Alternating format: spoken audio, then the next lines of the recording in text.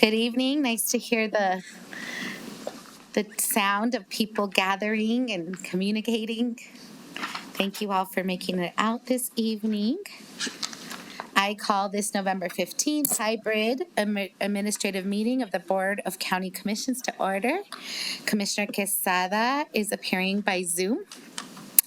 I wanted to give a bit of a roadmap as your chair.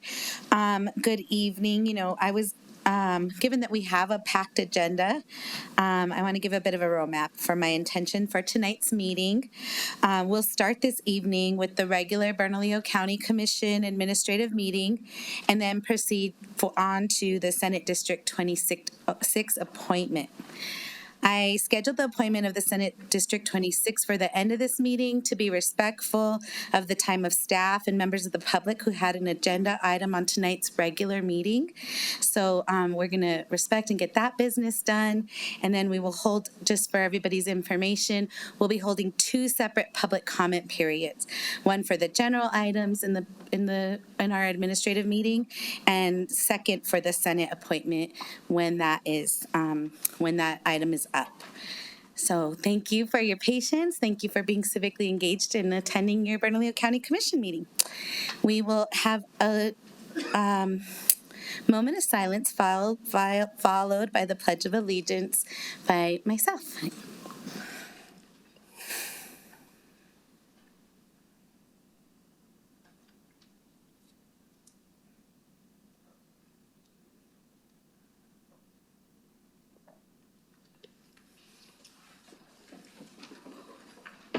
I pledge allegiance to the flag of the United States of America and to the republic for which it stands, one nation, under God, indivisible, with liberty and justice for all.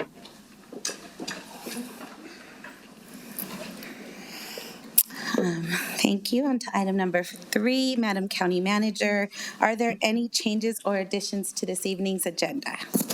Good evening, Madam Chair, Mr. Vice Chair, and Commissioners. There are no changes or additions to the agenda. Thank you.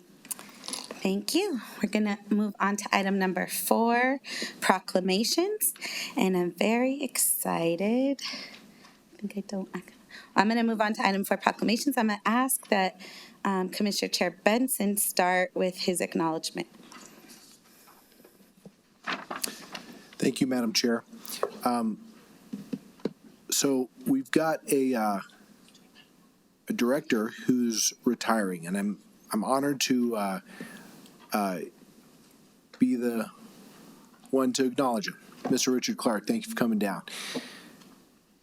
So Mr. Richard A. Clark, acknowledging Richard A. Clark, Jr. is the Director of the Bernalillo County Department of Emergency Management, and acknowledging Clark is responsible for the development of the county training and exercise program, for development and updating of the county emergency operations plan, the mitigation plans, the threat and hazard identification and risk assessment, the shelter plan, and other operational plans needed to support the citizens of the county.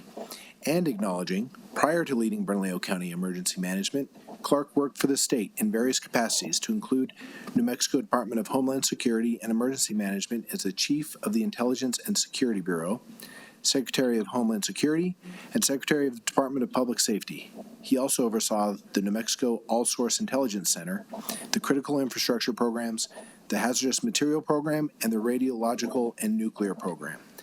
And acknowledging, Clark is a graduate of the United States Army War College, the Command and General Staff College, the Combined Arms Service Staff School, and the New Mexico Military Institute. Clark has an associate's degree in criminal justice, a bachelor's degree in business administration, and a master's degree in strategic studies, and is a decorated veteran of the U.S. Army National Guard after 27 years of active duty service. And acknowledging Richard A. Clark is retiring from Bernalillo County and will forever be remembered as an honored leader, respected and appreciated colleague, a person who cared deeply for others, and is a respected and valued friend. Now, therefore, be it resolved that the Bernalillo County Board of Commissioners recognizes, acknowledges, and honors the leadership and dedication of Richard A. Clark, Jr. to the citizens of Bernalillo County, done this 15th day of November, 2022, in Bernalillo County, State of New Mexico, presented this November 15th, 2022, by the full Board of Commissioners. Thank you very much.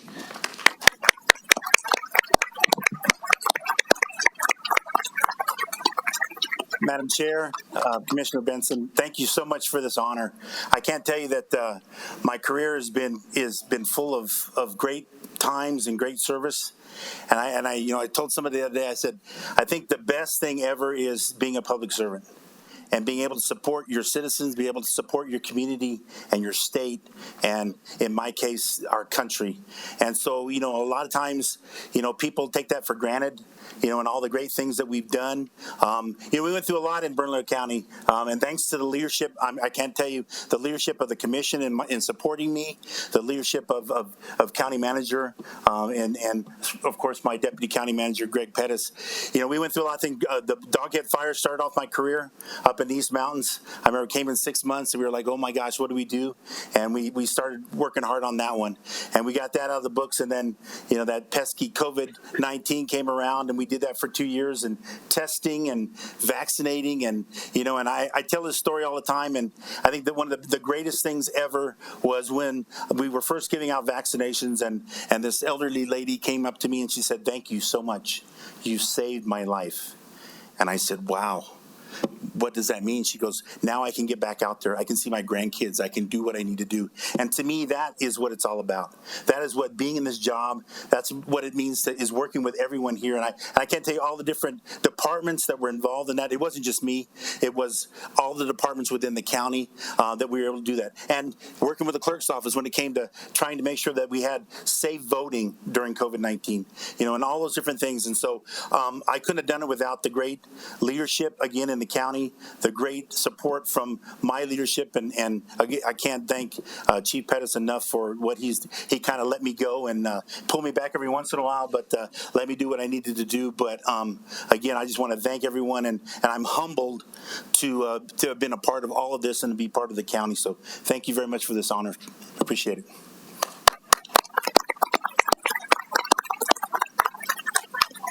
And I'd be remiss if I didn't say just a few words. I will tell you, a lot of the time when somebody leaves an organization, you always talk about filling their shoes. I can tell you right now, we will never fill Richard Clark's shoes. All we will do is carry on his legacy and continue to build on the foundation that he's leaving us with. So again, from a personal and a professional standpoint, I couldn't thank Richard more for serving as a mentor to me, whether he realized it or not.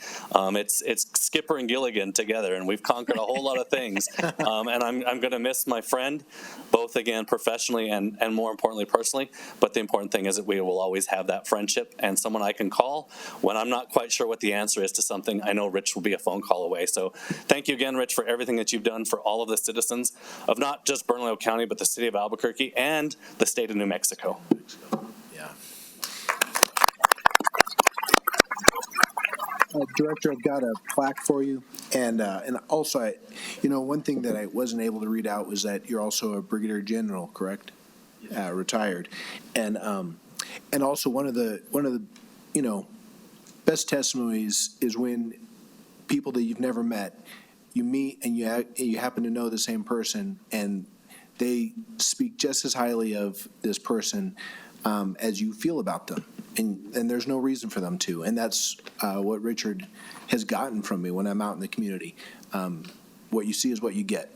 And that's a hardworking, professional, loyal, committed individual. So thank you. Okay. Here you go, Richard. There's a plaque for you. Thank you. Beautiful. Here's your acknowledgement. Thank you. Thank you for your service. Thank you so much, Richard. Come here this way. One more picture. Maybe take a picture.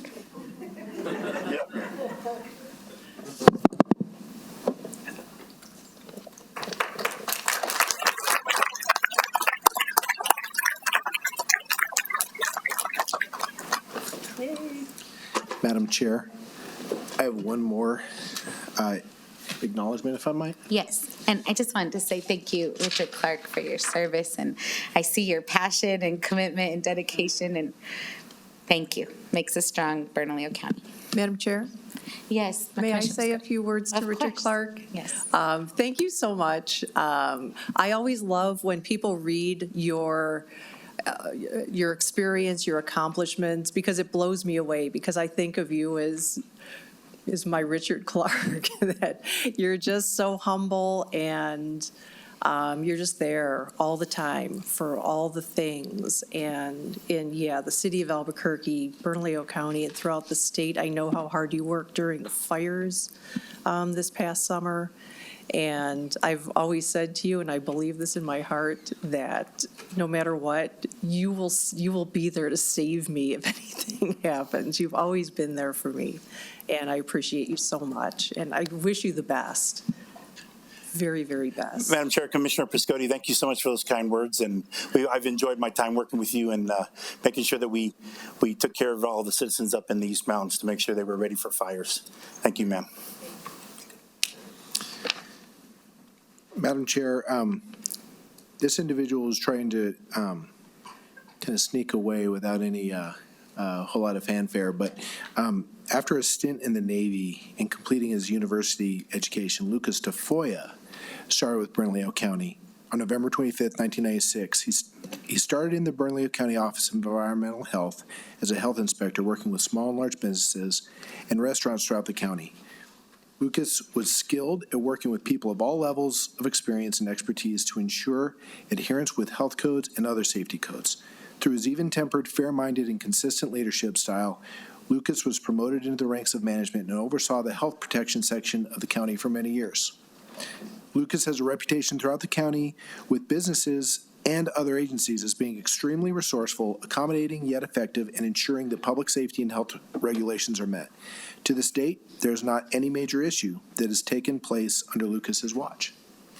About 3 years ago, Lucas was asked if he would consider stepping into the role of the Planning and Development Services Department Director. This department is very complex, housing over 13 ordinances, sector plans, master plans, building codes, over 70 different permit types, field inspectors, zoning hearings, and permitting staff.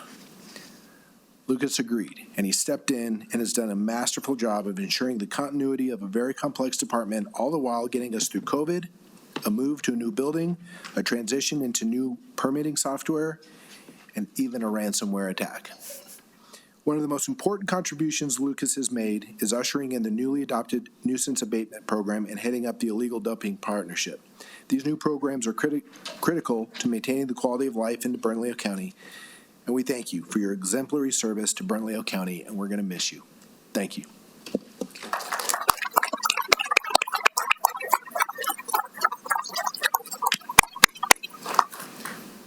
If you have any words, go ahead. Well, this was a surprise. Thank you. I did not expect this. I really appreciate, Madam Chair, Vice Chair, Commissioners, the acknowledgement, and I'll just echo what I said earlier, is that we have great leadership here at the county, but we also have great staff, and we do the work that's done is they do the heavy lifting, and I just been very blessed to be a part of that, and I'm really just honored to be a part of Bernalillo County. It's been a great career for me. I feel like my work has been meaningful, and it's been just great opportunities for me throughout my career, and I thank you. Thank you. Thank you so much for your service. I have a plaque for you. We have a plaque for you. Okay.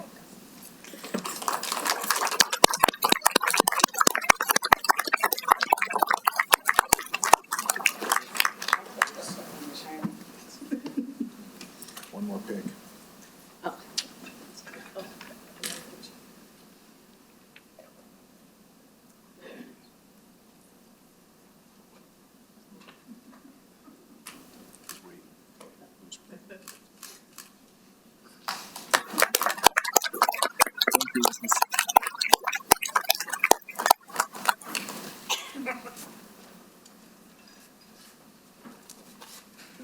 Okay, and we're still on proclamations, and I am so excited to be sponsoring this proclamation to recognize PB&J in their 50th anniversary. I don't know how, yes, huge, huge. I have so much to say, but I'm going to read off this beautiful proclamation, and then we're going to call up my mentor, Angie, and others. So, sponsored, the Bernalillo County Board of Commissioners, sponsored by myself, Commissioner Walt Benson, Debbie O'Malley, Stephen Michael Quesada, and Charlene Piscotti. Whereas PB&J Family Services, originally known as Peanut Butter and Jelly, is celebrating 50 important years of serving New Mexico families. And whereas in 1972, Angie Vaccio and Christine Ruiz founded PB&J Family Services to serve at-risk children in Albuquerque's South Valley after realizing how few services were available for young children and their families.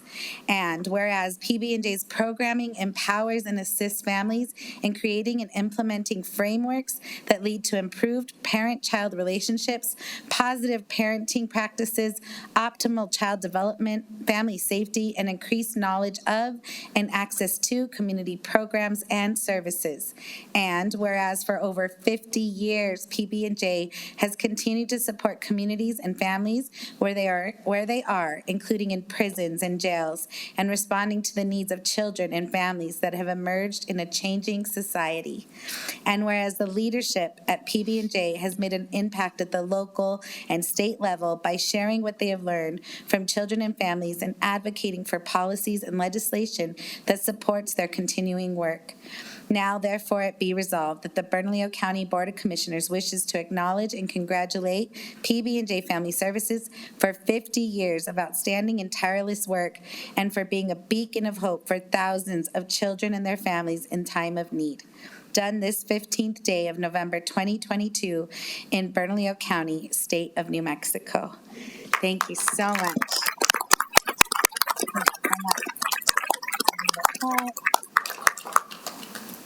And I know some folks will want to say some words, but maybe come up and do the picture. And you could say some words. Thank you, Angie. Thank you. Maybe I'll wait till we should have done some words first. If you care to.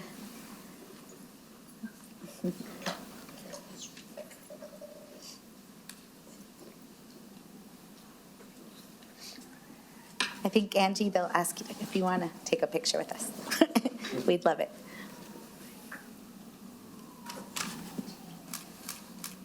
Perfect. Thank you.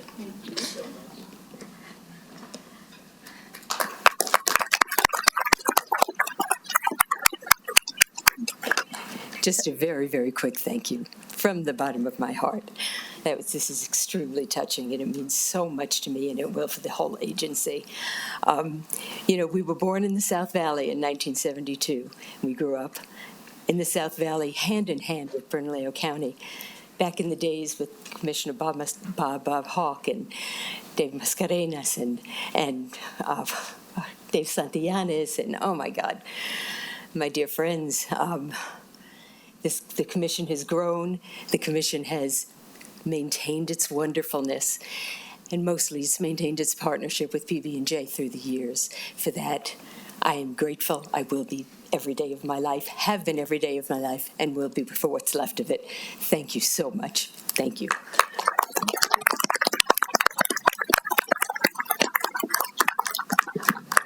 Madam Chair, I just wanted to say a few words about PB&J. It's just really an outstanding organization. It's helped so many families, helped so many children. This 50 years. When I first got on the commission, we looked at a program at MDC that would welcome families of people who wanted to visit the inmates and create a place for folks to visit. There was no place like that at all, and kids had to wait in the lobby. I think the thing that got me really concerned was apparently a child got their hand stuck in the vending machine because they were trying to get some potato chips or something out there. And this is not, it's not okay. So we established a little area there, and opportunity for folks to access services and for people to visit. So PB&J is just, they've created a lot of programs. They're open-minded about it. They look at different ways to approach helping families, because there's a lot of healing that needs to take place. There's a lot of trauma that happens with these families. I'm so glad that we have agencies like this that work tirelessly on behalf of the community. And so I just want to thank you so much for all the work that you do. I know it's been a life's work. It's not easy work. So thank you very much. Thank you, Commissioner O'Malley. I wanted to also take a moment just to say thank you to, I say my mentor because I was a young new director, and just you opened up so much doors and view into what we can be doing and how to be strong and really advocate on behalf of our families and communities. So I thank you personally for that.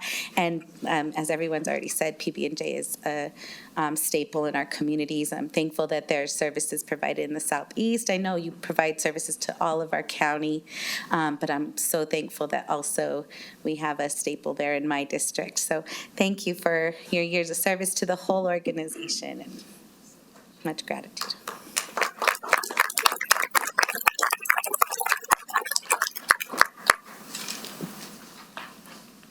Great, so we will move on now to public comment. I wanted to again clarify that I'd like to share we are now moving it to the general public comment period. If you're here to give public comment on the appointment for Senate District 26, we ask that you hold that public comment until that agenda comes up later in the evening. And so right now we'll move into general public comment. Julie Ann, how many do we have signed up to speak? And please call the first name. Madam Chair, we have 11 speakers for general public comment.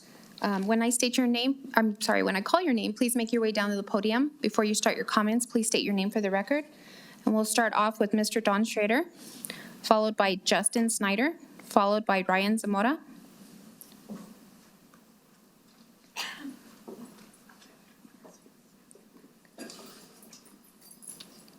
Don Schrader.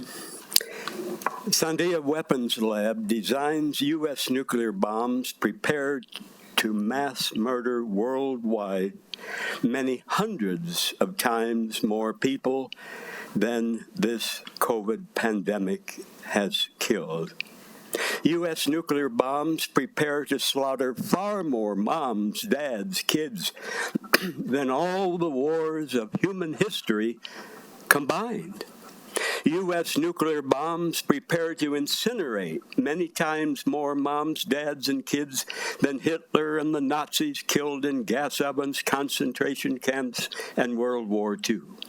U.S. nuclear bombs prepare to murder far more people than all the street gangs, drunk drivers, drug cartels, school shooters, rapists, violent spouses, serial killers, Ku Klux Klan, and mafia combined. Why would anyone with a conscience work at Sandia Weapons Lab? Why would any community leader be proud of Sandia Weapons Lab? A life-giving job at minimum wage is infinitely better than a mass murder job at Sandia Weapons Lab, Lockheed Martin, Los Alamos Weapons Lab, or Kirtland Air Force Base. For 43 years, I have paid no federal income tax, not one damn bloody penny, for U.S. nuclear bombs and U.S. wars. Sadly, very few Albuquerque leaders have the conscience and courage to publicly condemn Sandia Weapons Labs. Justin Snyder, followed by Ryan Zamora.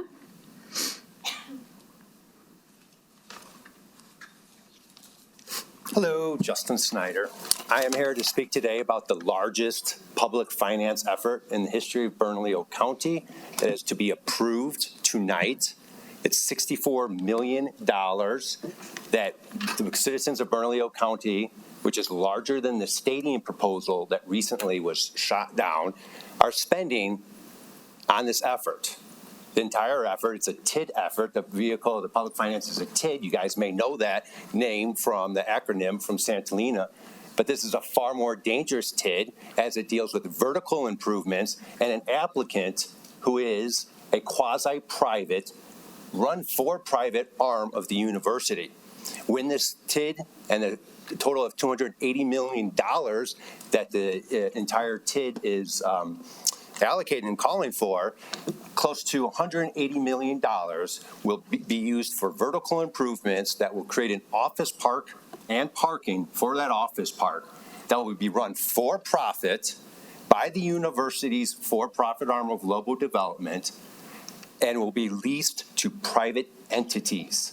And it will be forever, once dedicated, forever off of the tax rolls, creating a suckhole of taxes and an unfair competitive advantage to a non-mission pursuit of the university.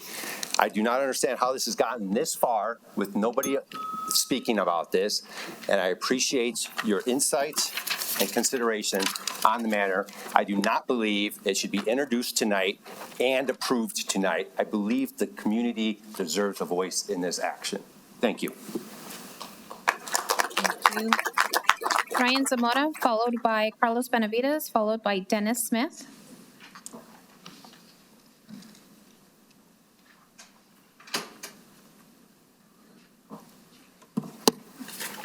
Hello, my name is Ryan Zamora. I'm a little nervous, so excuse me while I stumble through this. I'm the president of the Bernalillo County Deputy Sheriff's Association. Behind me is the vice president, Santiago Roybal, and treasurer Samuel Rodriguez, recently promoted to sergeant with our department. Just here to introduce myself and the people standing behind me. I want to apologize to the commissioners. I didn't do this about a year ago. I should have done that. I'm learning my position. It's not something that I've done before, so kind of learning as I go. We're just going to start coming to these meetings to show face and give an update as to where we're headed and where we hope to go with the county. A couple of things I'd like to mention, the things that we've been working on. I feel that anybody that we've spoken to from the county has really offered their support. We have yet to run into a single person that has said they wouldn't support us or wouldn't help us in any way that they can. And I think that that is something we're very appreciative of, and we look forward to keeping those relationships going and establishing new relationships as we go forward.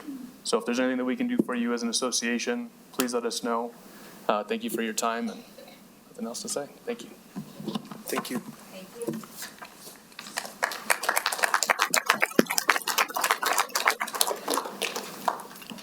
Carlos Benavides, Dennis Smith, Susie Gao.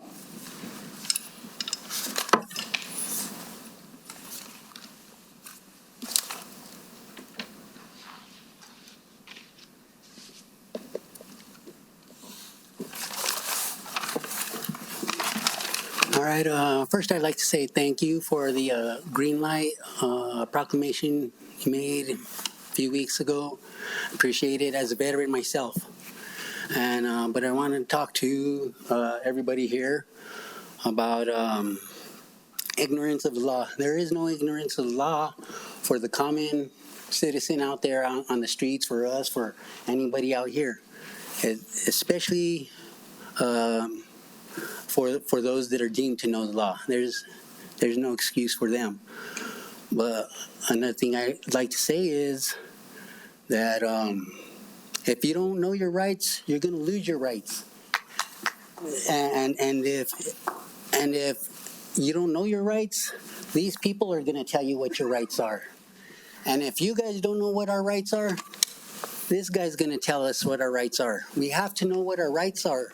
We have to know what the Constitution is. That's what the supreme law is. That supreme law is our rights. I just want to remind everybody about that. If there's a law that's contrary to the Constitution, then it's not withstanding. It bears no law at all. Not from the date branded so in court, but from the date it was made, from the date it was enacted. that's the date that it's unlawful. And just want to remind everybody, know your rights. If you don't know them, somebody will tell you what they are. Thank you. Susie Gao, followed by Marcy May, followed by Gerardo Cionello.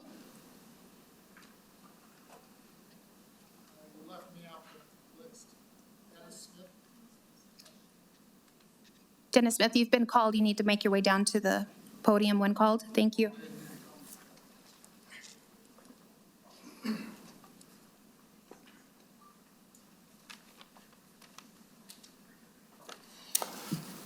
Honorable Commissioners, 18 states are controlled by winning the election in a single county.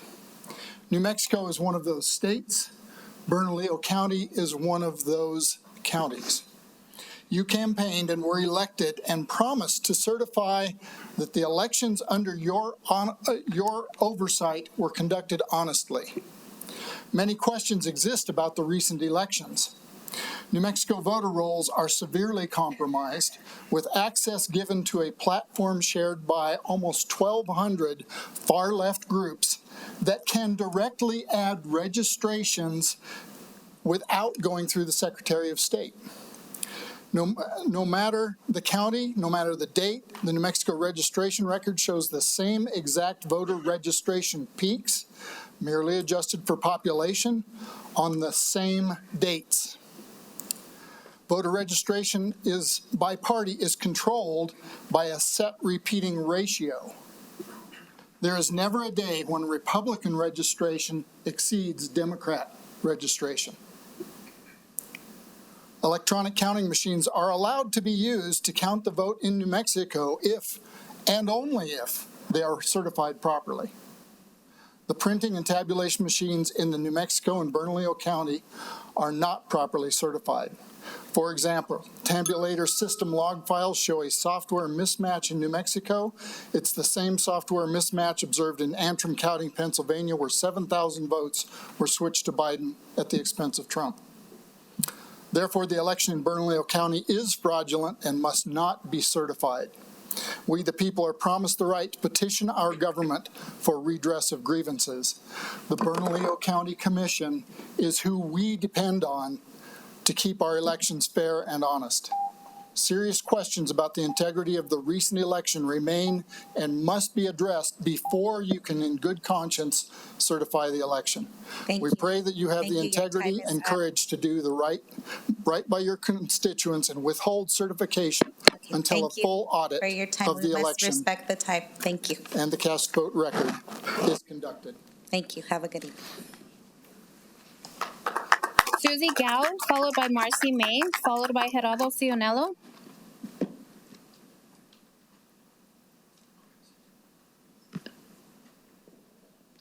So I'm Susie, and I'd like to share some document with you all.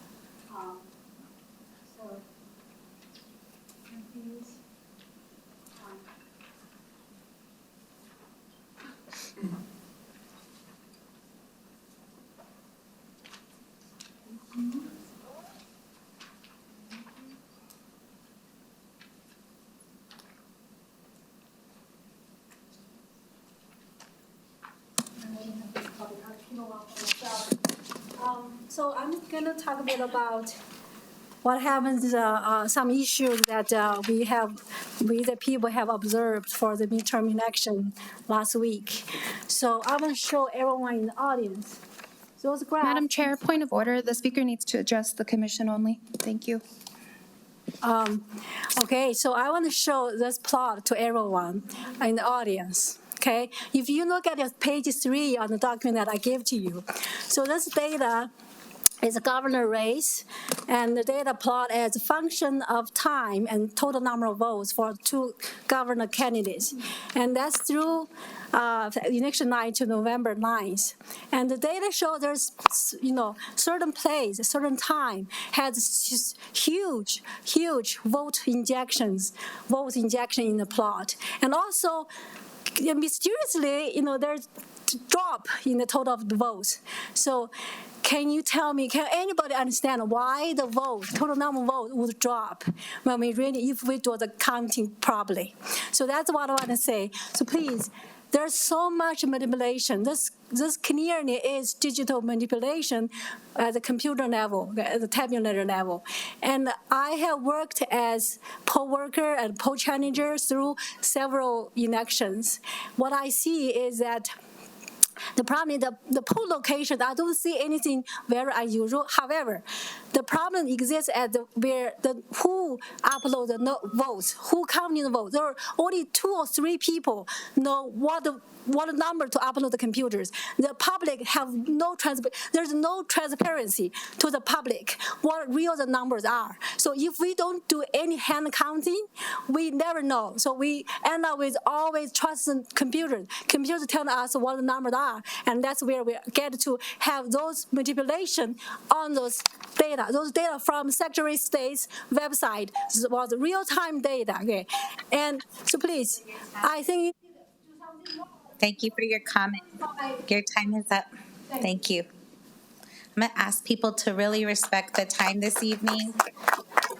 You have your 2 minutes as usual, and we ask that you stay on the time.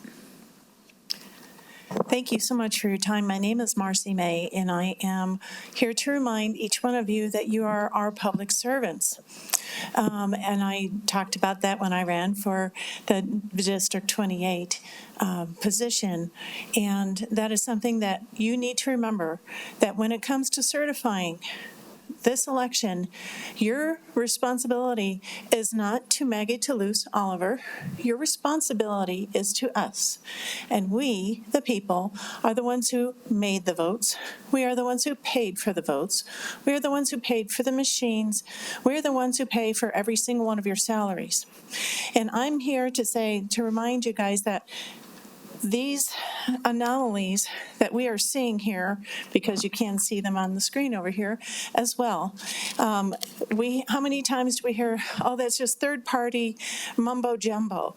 Well, we're in 2022, and we have the technology. The Secretary of State and Bernalillo County has the ability to put this out on a recorded timestamp, yet they never do, because they don't want us to see the real-time results. I also have another problem with this election. Ms. Maggie Toulouse Oliver allowed the Libertarian candidate that ran in the Secretary of State race, who does not have a CFIS report. She does not live in New Mexico as of May 4th of this year. You think that she might have checked that out, but she did not. And that makes this an illegal race. And there are other libertarian candidates like Miss Mena Erica Myers, who raised $0, yet got 20 to 43,000 votes from voters in New Mexico. Do not certify this. Thank you. Thank you. Geraldo Cionello, Barbara Baca, Teresa Costantinides. And I'm going to ask folks to refrain from clapping. We're trying to keep the commission meeting moving smoothly. Thank you. First of all, I just want to thank you for serving our Bernalillo County. And I want to honor that as being our county commissioners. And first off, as your constituents, I want to thank you again for serving. You already have the documents with you there, and County Commissioner O'Malley, I tried to send you one. I think it got blocked trying to get it to you. So the question I have here, is it true that you were elected and took an oath to certify that the elections under your oversight were conducted fairly, honestly, and securely? And we're seeing a lot of the questions about the election process, and I'm one of those among those people. So, and that the electronic tabulator machines allowed to be used to count the vote in New Mexico, and these machines are not certified.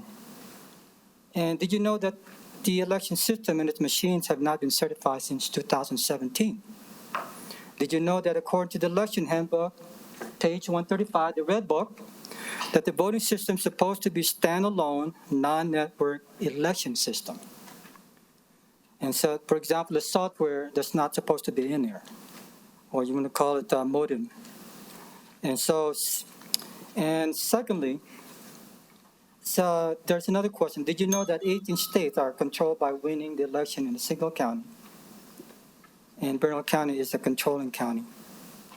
And I want to ask you the last question. So would you have the integrity and the courage to do the right thing for your constituents and withhold the certification until a full audit is conducted? I, for one, I'm a first generation. I'm an alternative health doctor from the Philippines. And I got away with some of the things that are not good. And that's why I'd like to, from a second generation. All right, thank you very much. Thank you. It's good to hear from you again. Teresa Costantinides. So I'll be doing a presentation as part of 8D. I wasn't signed up for public comment. So each individual item doesn't have comment associated, so your comments would have to be shared now. Okay, Director Gonzalez? Is it ordinance? Okay, thank you. So that concludes general public comment. Thank you, Julianne. Thank you for public comment this evening. We will now move to item number 6, approval of consent agenda. Madam Clerk, please provide resolution number for items 6E, F, I, J, and O, and ordinance numbers for items 6K through Q. Thank you, Madam Chair. Item 6E, AR 2022-122. 6F is AR 2022-123. 6I is AR 2022-124. 6J is AR 2022-125. And 6O is FR 2022-126.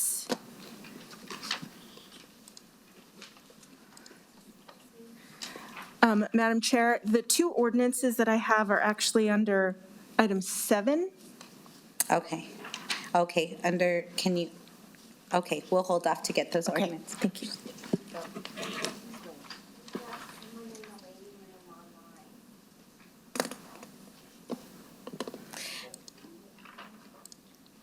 Madam, okay, and so the consent agenda has been published and made available to the public. Therefore, I move to approve the consent agenda. Can I have a second? Thank you, Commissioner O'Malley. Madam Clerk, please call the roll. Commissioner Piscotti. Aye. Commissioner Quesada. Aye. Commissioner O'Malley. Yes. Vice Chair Benson. Aye. Madam Chair Barboa. Aye, thank you. That moves the consent agenda on to item number 7. Please provide ordinance numbers for item 7A, B, and resolution number 7B2. Okay, yes, Madam Chair. For item 7A, ordinance 2022-36. For 7B1, ordinance 2022-37. And 7B2, AR 2022-127.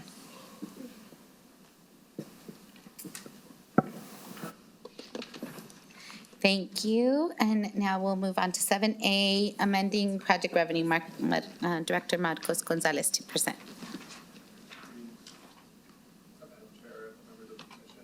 Your microphone's off.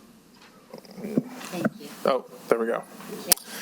Madam Chair, members of the Commission, the Economic Development staff recommends authorizing the Bernalillo County Commission to approve an ordinance on behalf of San Roque Apartments LLC for multifamily housing refunding revenue bonds, which amends and replaces ordinance 2021-2 related to this project, and I'll stand for any questions.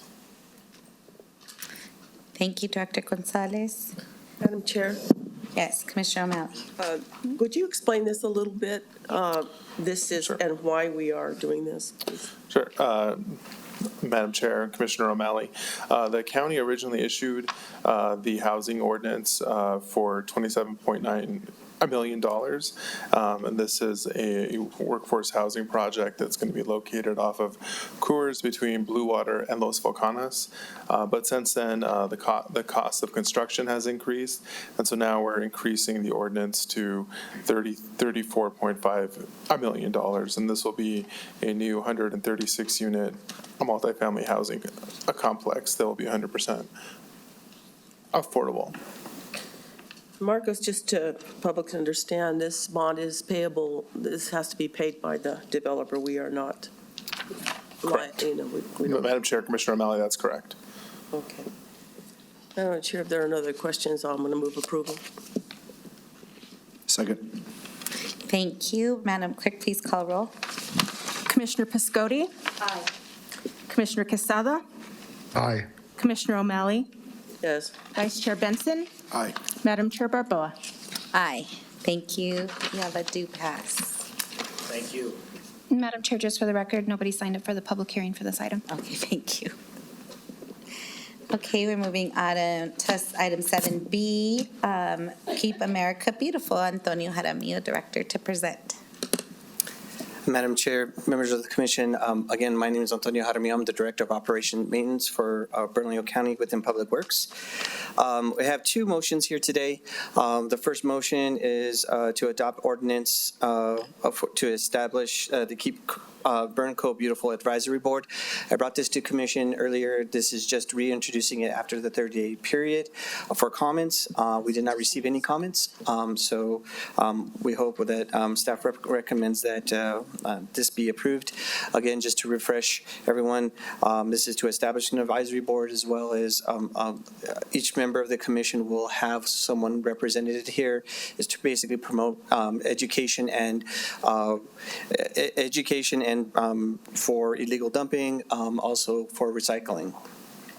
The second motion is to approve as an AR for the establishment of the Keep Bernco Beautiful as an official affiliate to the Keep America Beautiful. This will allow us to have a better framework for a national organization, but also allow us to access additional funding for any initiative relating to for recycling or any type of that initiative. So we're very excited to do this. Again, staff recommends that we become an official affiliate for that. And I stand for any questions. Any questions? I do move to approve. Second. Motion. Thank you. Madam Clerk, please call the roll. Yes, Madam Chair. Commissioner Piscotti? Aye. Commissioner Quesada? Aye. Commissioner O'Malley? Yes. Vice Chair Benson? Aye. Madam Chair Barboa? Aye. Thank you. Thank you. All right, we move on to item 8. Madam Chair, my Yes. apologies, just for the record, nobody signed up for the public hearing for this item. No apologies. Thank you for catching that, Julie Ann. Great. So we will now move to item 8, adoption resolution. Commissioner Quesada to present. Thank you, Madam Chair. As you know, from time to time, many times we have to appoint legislatures when there's openings. And at this point, Bernalillo County does not have a policy. And as you know, and I've spoken publicly many times, that we cannot have a district unrepresented, not even for a day, in my opinion. And this kind of takes out politics from us being able to appoint, and that we actually have a policy in place and so I don't know if you've all had a chance to read my resolution, but what it does is it starts a process immediately when we get either a letter from the Secretary of State saying that we must fill a position, or we get an official resignation letter from a elected official who is either resigning or any other reason why they would have to vacate the seat. We have not established that, and what it does is just makes it a fair and equitable process for everybody. So nobody can use this as a way to either manipulate or misguide how we move forward as a commission to do our duty to make sure that, that there's representation always for a district. As you know, when you run for office and you're appointed, there's not a hiatus from November 5th to January 1st. You have an elected official who works through all the way to January 1st, and either they did not run for office or lost their seat, and the next elected person in that seat starts on January 1st. So there's never a gap. There's never a time when people are not represented. And I think it's imperative as a commission that we put something forward that we all have to adhere to no matter what. Thank you, Madam Chair. Do I have a motion? I move for approval. Second. Thank you. Open discussion. I think I want to start. I appreciate this, and as I have now participated in 5 appointment processes during my 2 years as a commissioner, and many appointments have taken place before that. These appointments have occurred without issue. I feel like it's a little disrespectful to our staff to say that we don't have a process when we clearly do. I do support measures, though, that make our process more clear, transparent, and accessible, especially to community. So, however, I believe the motivation behind this desired change on this agenda tonight is to influence appointment process for the potentially open house seat, if vacated, is created by tonight. So today I took upon myself to speak with both our legal staff and our New Mexico Secretary of State, Maggie Toulouse-Oliver. They both clarified to me that the timing of this appointment falls between election cycles and terms that start in January 2023, as Commissioner Quesada mentioned. So there will be, no matter what, it feels like this impact of this resolution would be to currently move political processes. So I would respectfully move to defer this item until the December meeting. Second. Okay, Madam, any discussion on the request for deferral? Madam Clerk, please call the roll. Commissioner Piscotti? No. Commissioner Quesada? No. Commissioner O'Malley? Yes. Vice Chair Benson? No. Madam Chair Barboa? Yes. Okay, that fails. So in addition, I'd like to offer an amendment. If you look to our ordinance, I'd like to offer an amendment under line 8 that would amend the ordinance to say, therefore, now be it resolved that this ordinance take effect January 1st, 2023. Second. Okay.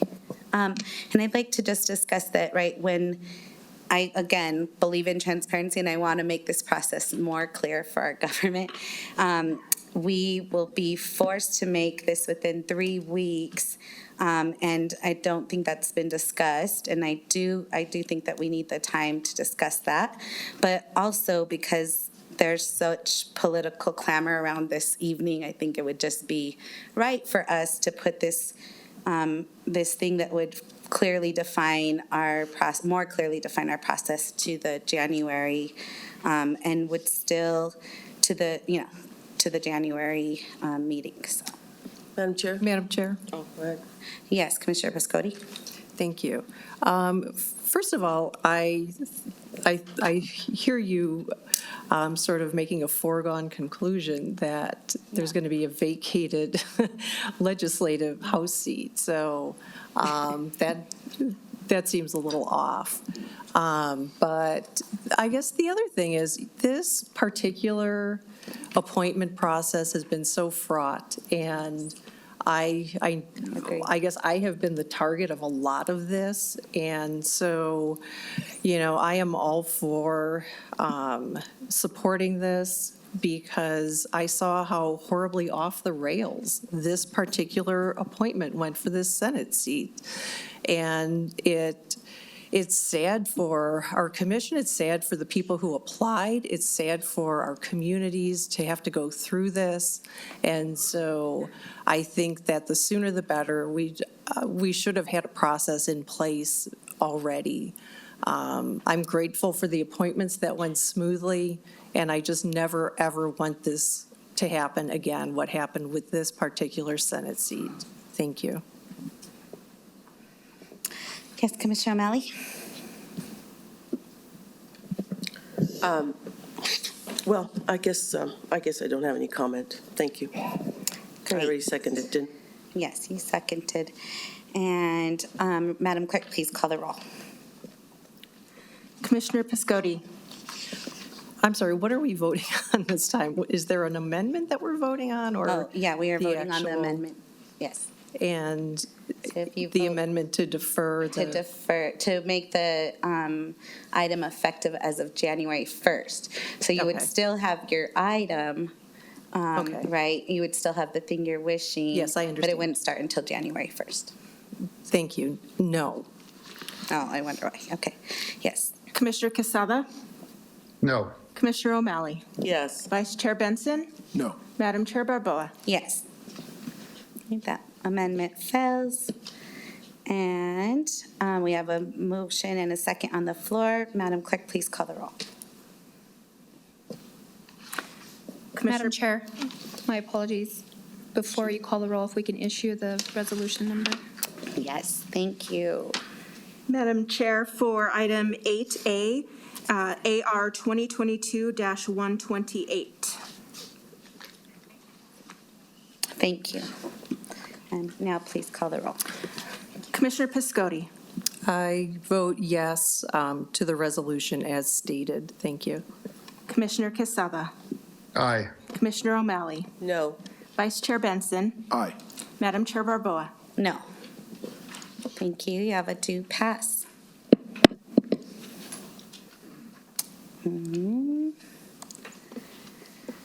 Okay, we will move to item B, responsibilities of public office, ethical code of conduct, Commissioner Piscotti to present. Thank you. I actually take no joy in presenting this resolution.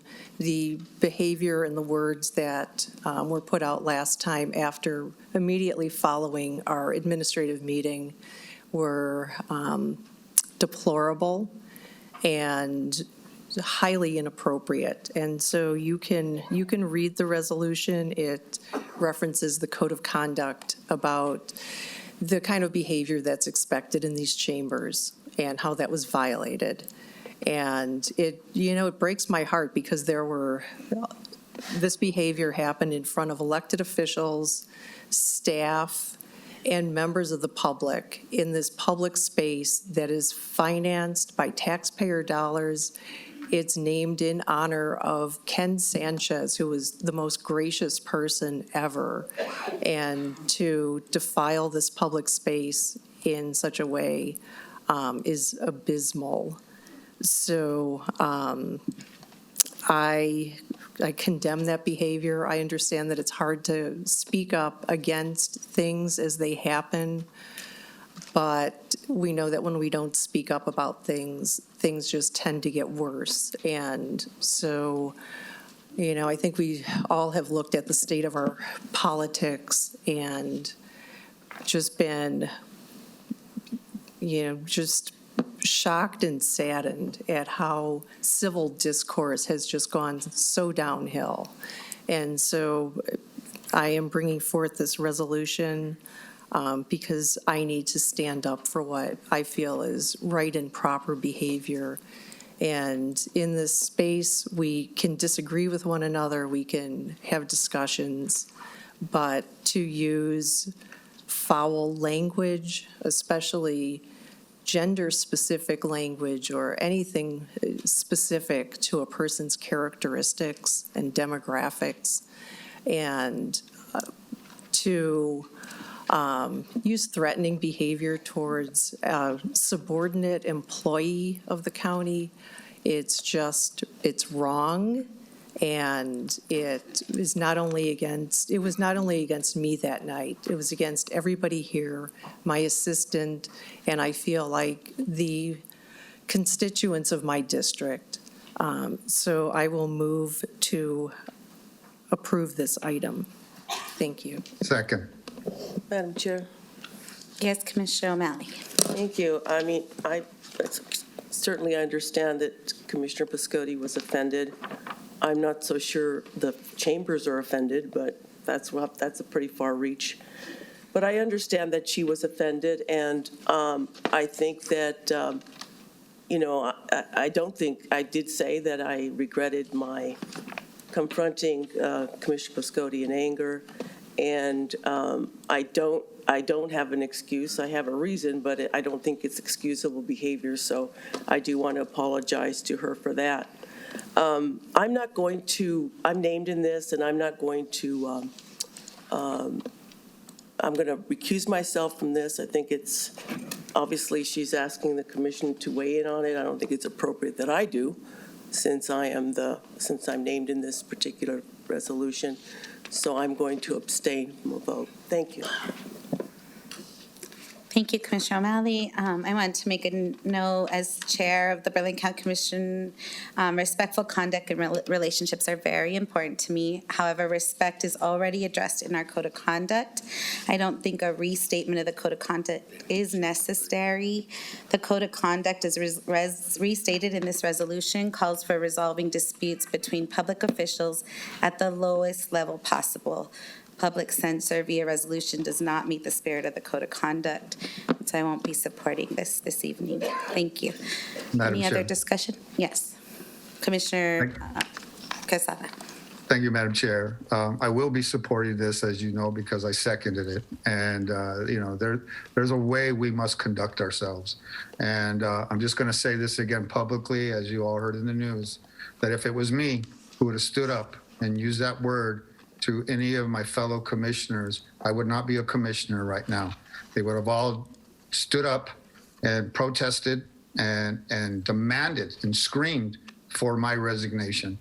And for me to be treated possibly differently than any other commissioner is unfair, unethical, and if we have to restate what our policies are and what we're supposed to be held up to a higher standard, then we must. And I guarantee you that I would, definitely they would have turned on me. And so I still feel this isn't even equitable to what would have happened if I would have stood up and used that language towards a fellow commissioner. So I stand by Commissioner Piscotti and support the fact that nobody deserves to be spoken to in that manner. Thank you, Madam Chair. Yes, Commissioner O'Malley. Yeah, I just want to state that somehow Commissioner Casado seems to make it about himself. And he did ask for my resignation to step down, and my answer, of course, is no. I never got any request to do that as a result of this. This goes on. I mean, I've been witness to lots of conversations where people have used foul language. I don't make a big deal about it because if we did, my goodness, and everybody knows this. I mean, this goes on in the legislature. This goes on everywhere. Again, I did, as I mentioned, I did regret that. I do apologize for it. And, but, this whole idea of, if I did this, I would be asked for my resignation. Well, maybe because you're a man. I mean, you mentioned that you're a Hispanic man. Like, we don't know that because you mention that often. But, I just, if this is the way the commission wants to go, that's fine. Thank you. Thank you, Commissioner O'Malley. Madam Chair? Yes, Commissioner Piscotti. Thank you. Contrary to what was reported in the Albuquerque Journal, this was not a face-to-face private conversation. In fact, Commissioner O'Malley, I thought she was walking out. She stopped behind me and called me that word, asked me if I heard what she said, and repeated it. And all the while, I was pretty much just getting ready to go. It was not a private conversation. My assistant was sitting about 6 rows back and heard it himself. Other people heard it. So I agree that, most of us, the majority of us use foul language in private conversations, but to, again, defile a public space like that, by using that language against a peer, a fellow elected official, is wrong. And also with the threatening behavior toward my assistant, who is an employee of the county. It was just wrong. Thank you. No. Madam Chair, I object to this thing that I used threatening language to her assistant. I'm a 66-year-old woman. I'm threatening his assistant, this young man? Really? That's ridiculous. I did not use any threatening language to him. I certainly called him out, and we had back and forth kind of thing. But what? You think I was jumping across the dais and trying to threaten him? That's absurd. I just want to make sure that I make that statement because I think that's absurd. Thank you. Thank you. Without further discussion, Madam Clerk, please call the roll. Madam Chair, may I issue a resolution number on this one? Please do. For item 8B, AR 2022-129. Thank you. Please call the vote. Commissioner Piscotti. Aye. Commissioner Quesada. Aye. Commissioner O'Malley. I abstain. Vice Chair Benson. Aye. Madam Chair Barboa. No. Thank you. We'll move on to item C. Clay Campbell to present our 56th Legislature First Session 2023 Policy Priorities. Thank you, Director Campbell. Good evening, Commissioners. My name is Clay Campbell. I'm the Chief of Staff to the County Manager, here tonight seeking your approval for Bernalillo County's 2023 Legislative Policy Priorities. These priorities have been developed for the 2023 session by staff in collaboration with Deputy County Managers, myself, and our state lobbyists. The resolutions organized according to funding requests or legislative policy initiatives that are fairly broad in scope. Some funding request items include recruitment and retention incentives, particularly for behavioral health provider personnel, funding for young adult services and programs in the behavioral health area, criminal justice data integration, a fentanyl awareness campaign, and redirecting a portion of the liquor excise tax into line items that focus on addiction treatment, behavioral health initiatives, and law enforcement and corrections. And finally, one of the other funding items we're seeking is the establishment of a courthouse renovation fund and increasing the dollar amounts that the state allows for indigent burials.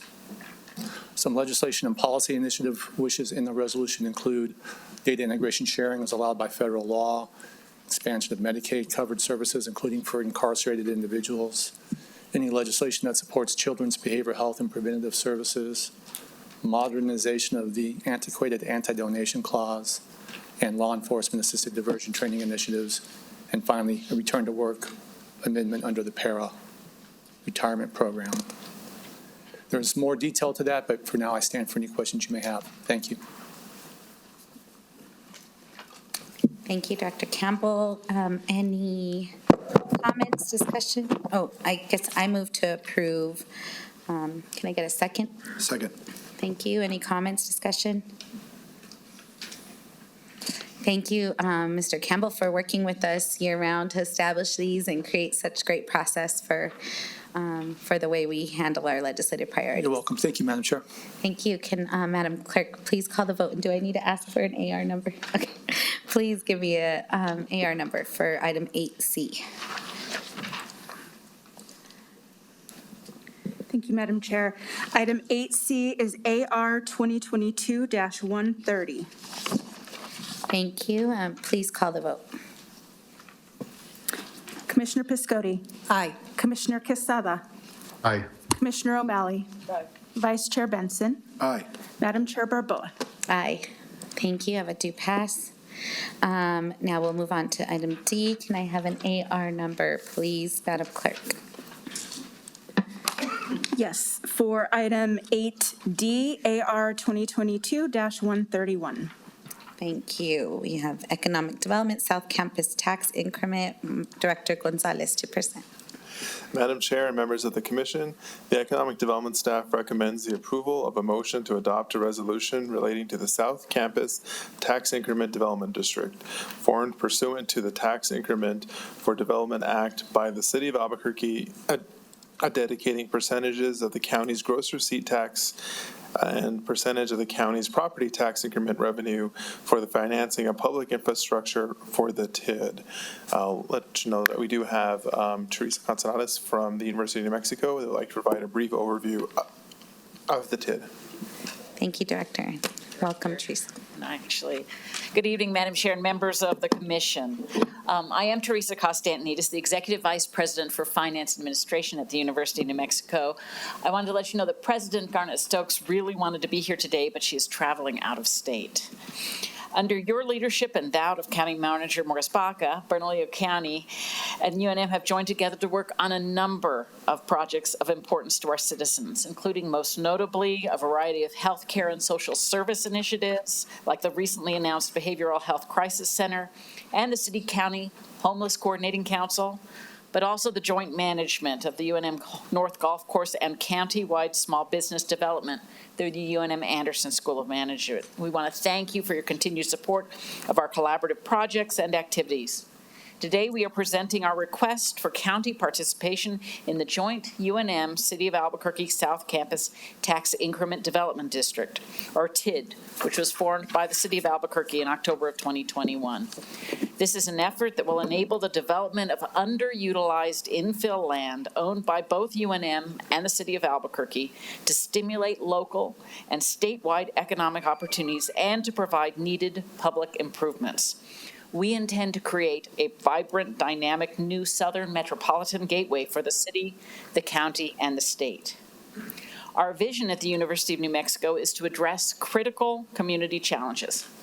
We do that through our mission of serving our community by building an educated, healthy, and economically vigorous New Mexico. If approved by the board, the South Campus TID will make a significant contribution to our collective efforts.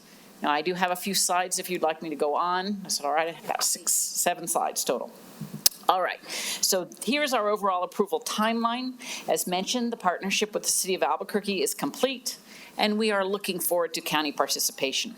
Our next steps will be to bring this for approval to the New Mexico Finance Authority and the State Board of Finance in December.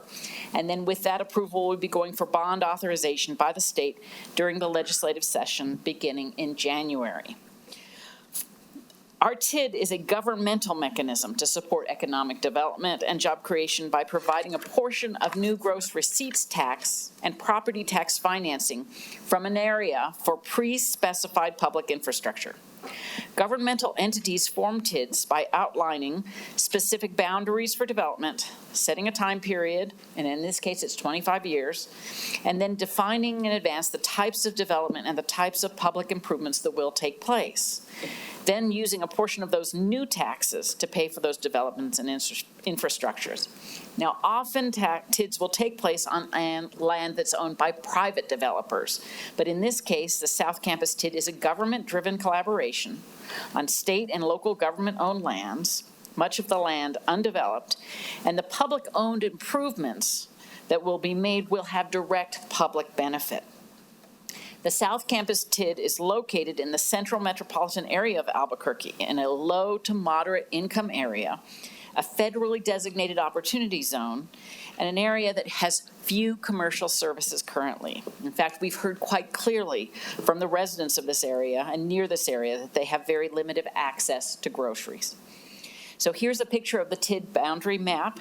And though its main area of development is the South Campus area, there are also roadways or gateway parcels, you can see kind of extended into the north, that will get it up towards the central UNM campus.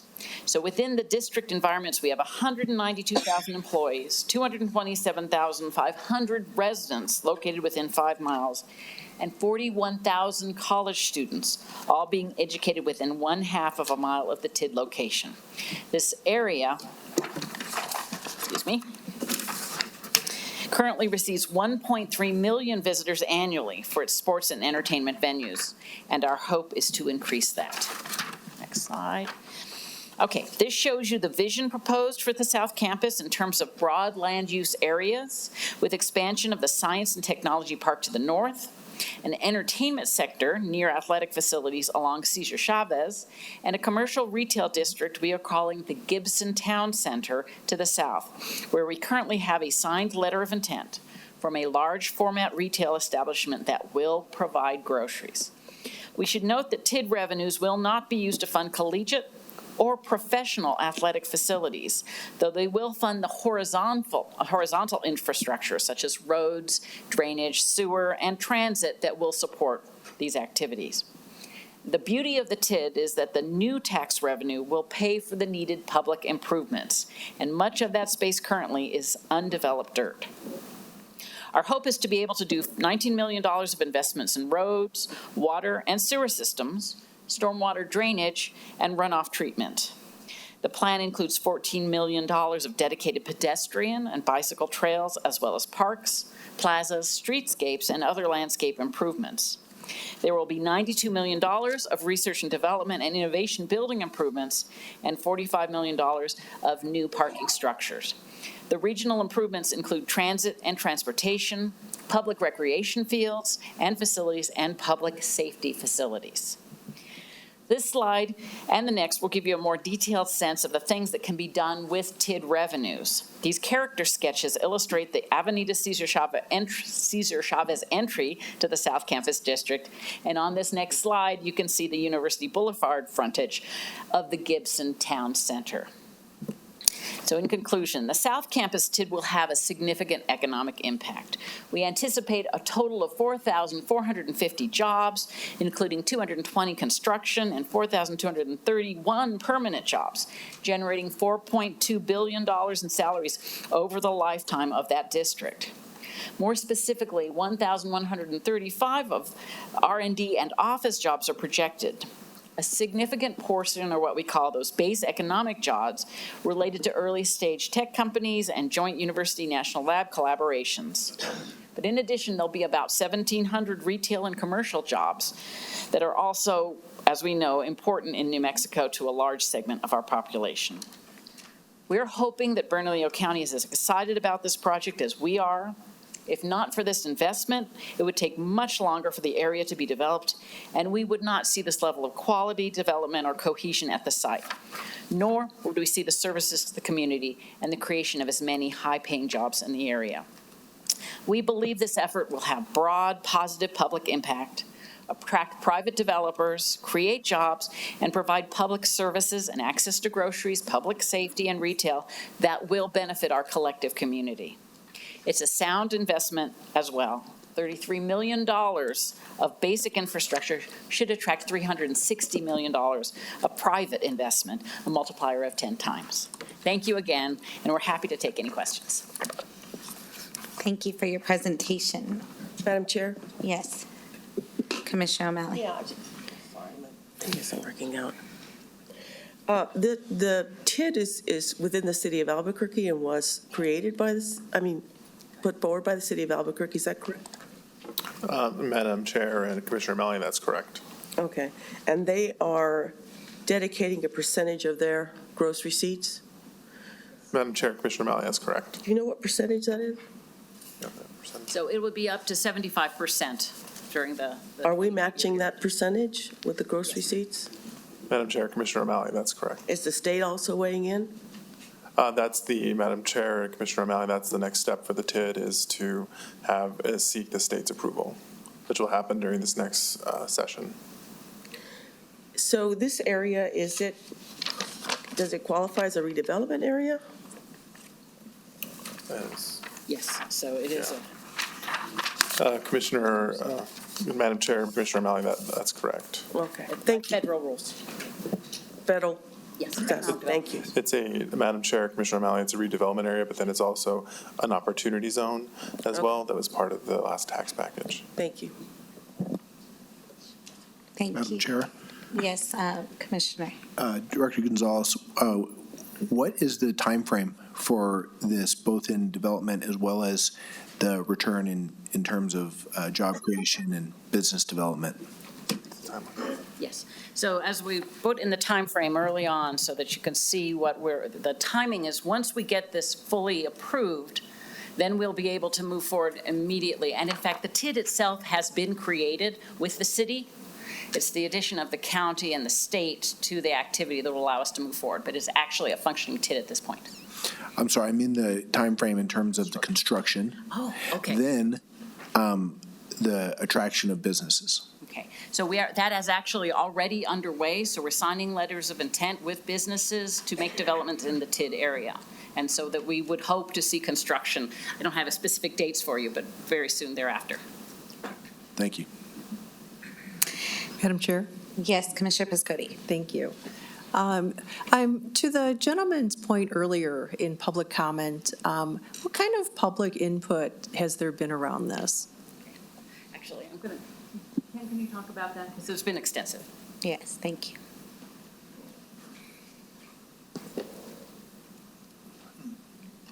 Madam Chair, members of the Commission, Commissioner Piscotti, my name is Kim Murphy, former Director of Real Estate for UNM for many, many years.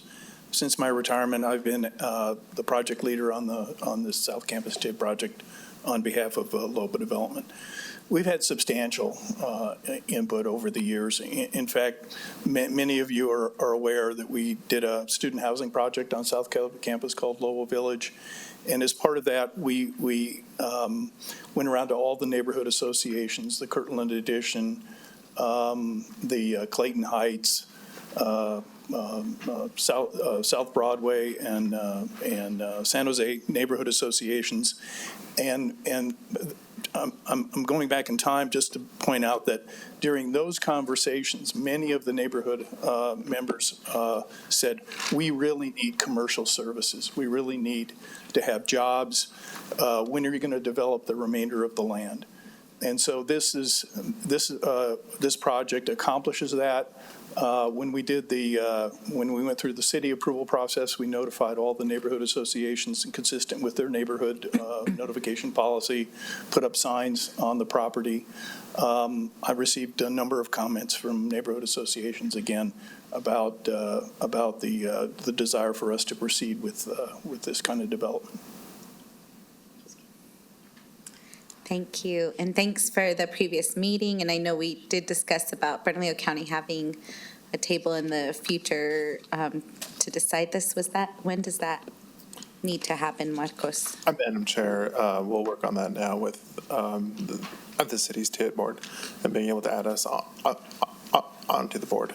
Thank you, Director. Thank you for the presentation. I move that we pass this. This is in my district. Excited to see positive development happen south of Central and Albuquerque and Bernalillo County. Can I have a second, please? Second. Thank you. Madam, with any further discussion? Madam Clerk, please call the vote. Commissioner Piscotti. Aye. Commissioner Quesada.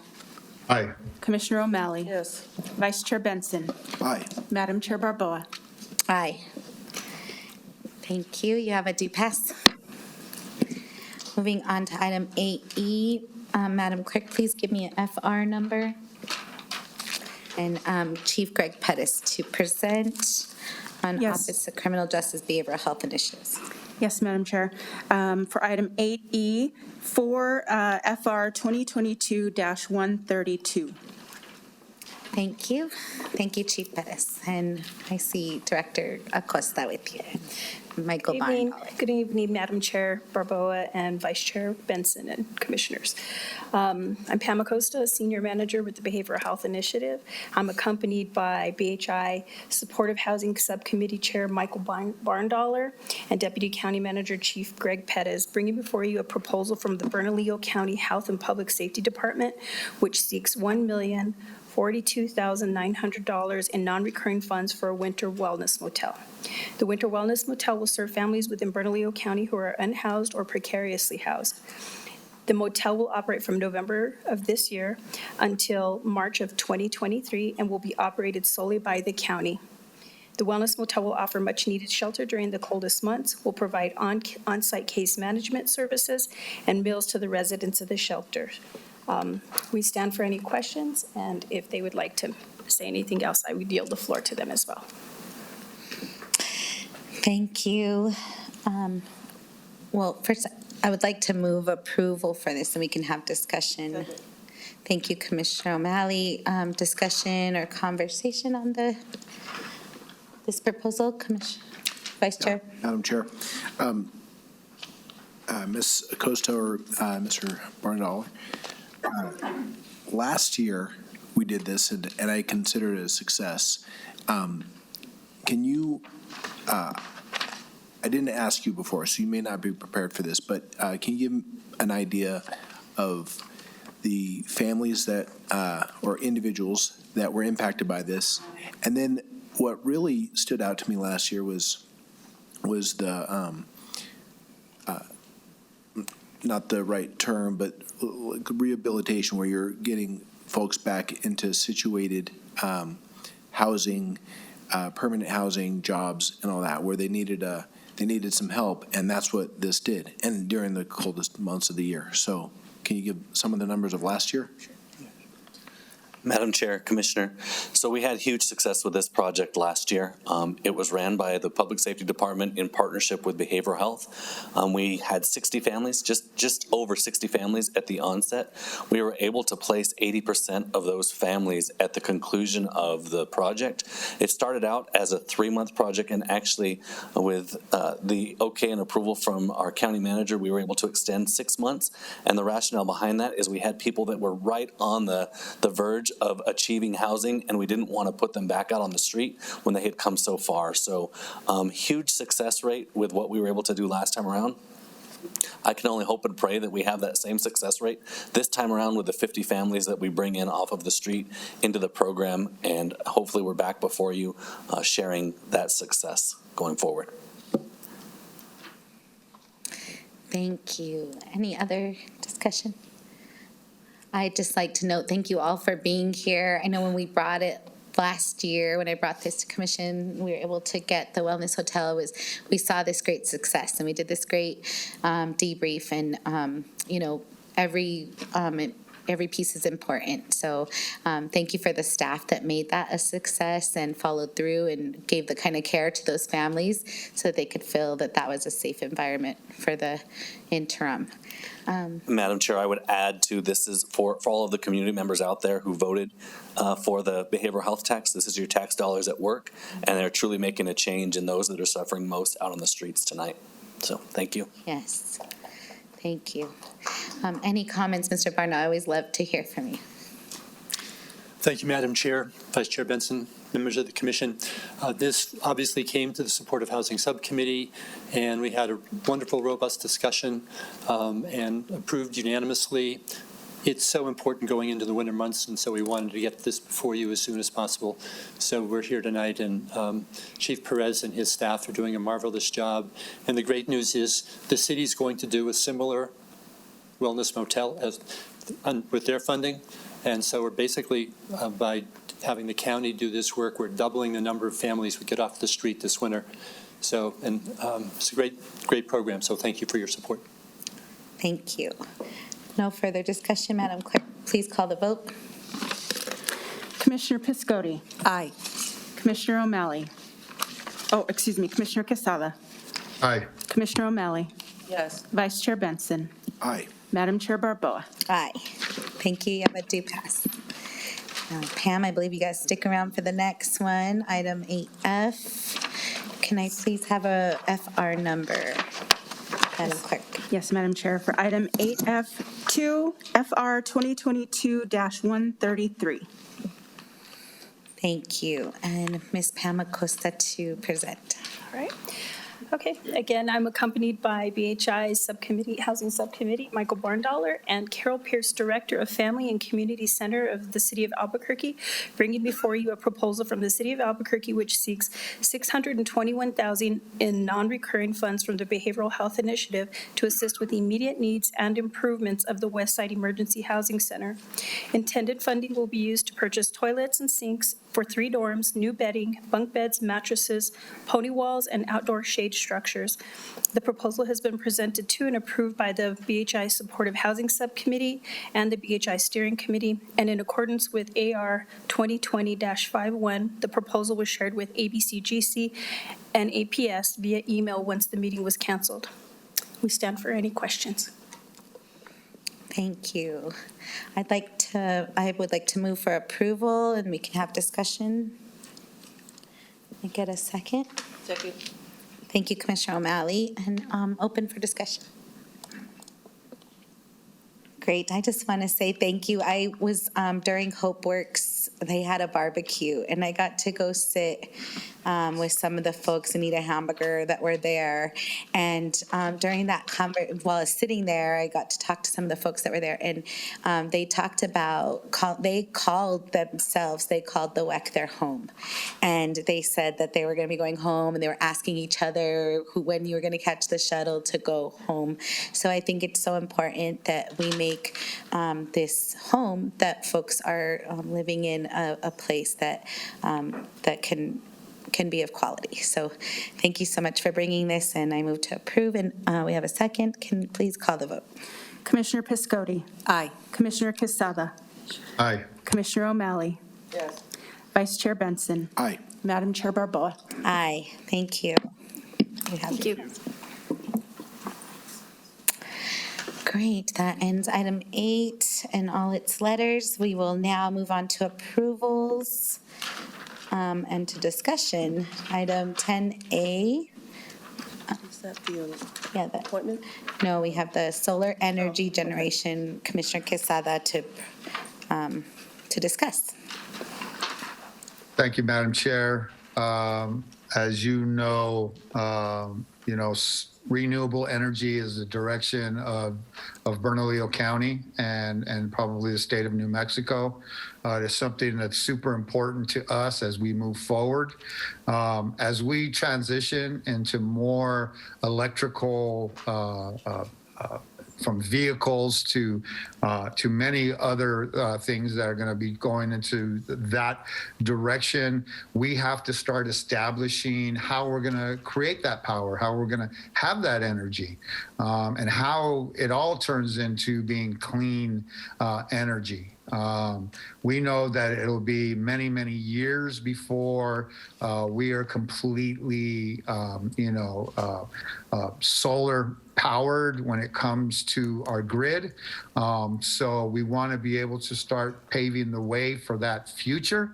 And as you know, we run into many times where land use and being able to use the land for solar energy becomes problematic based on the zoning. And since we do not have many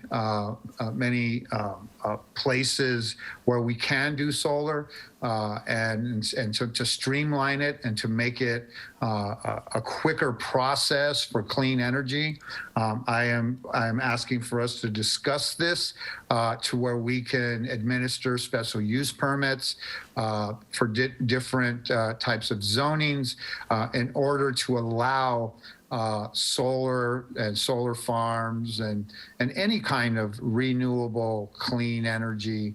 I think in the future, we're also going to start looking at how we have solar energy from block to block. And that would also be problematic if we have to wait to go through many different types of zone changes. I think it would probably be more beneficial if we can look at what we can do through the special use permit process and then eventually, look at how when we put a master plan together, how we're going to look at where we're going to put renewable energy opportunities for development and for future grid possibilities for the future of clean energy. So I brought this up basically for discussion, and hopefully we can move it forward at the next meeting. And I definitely welcome any kind of amendments or discussion.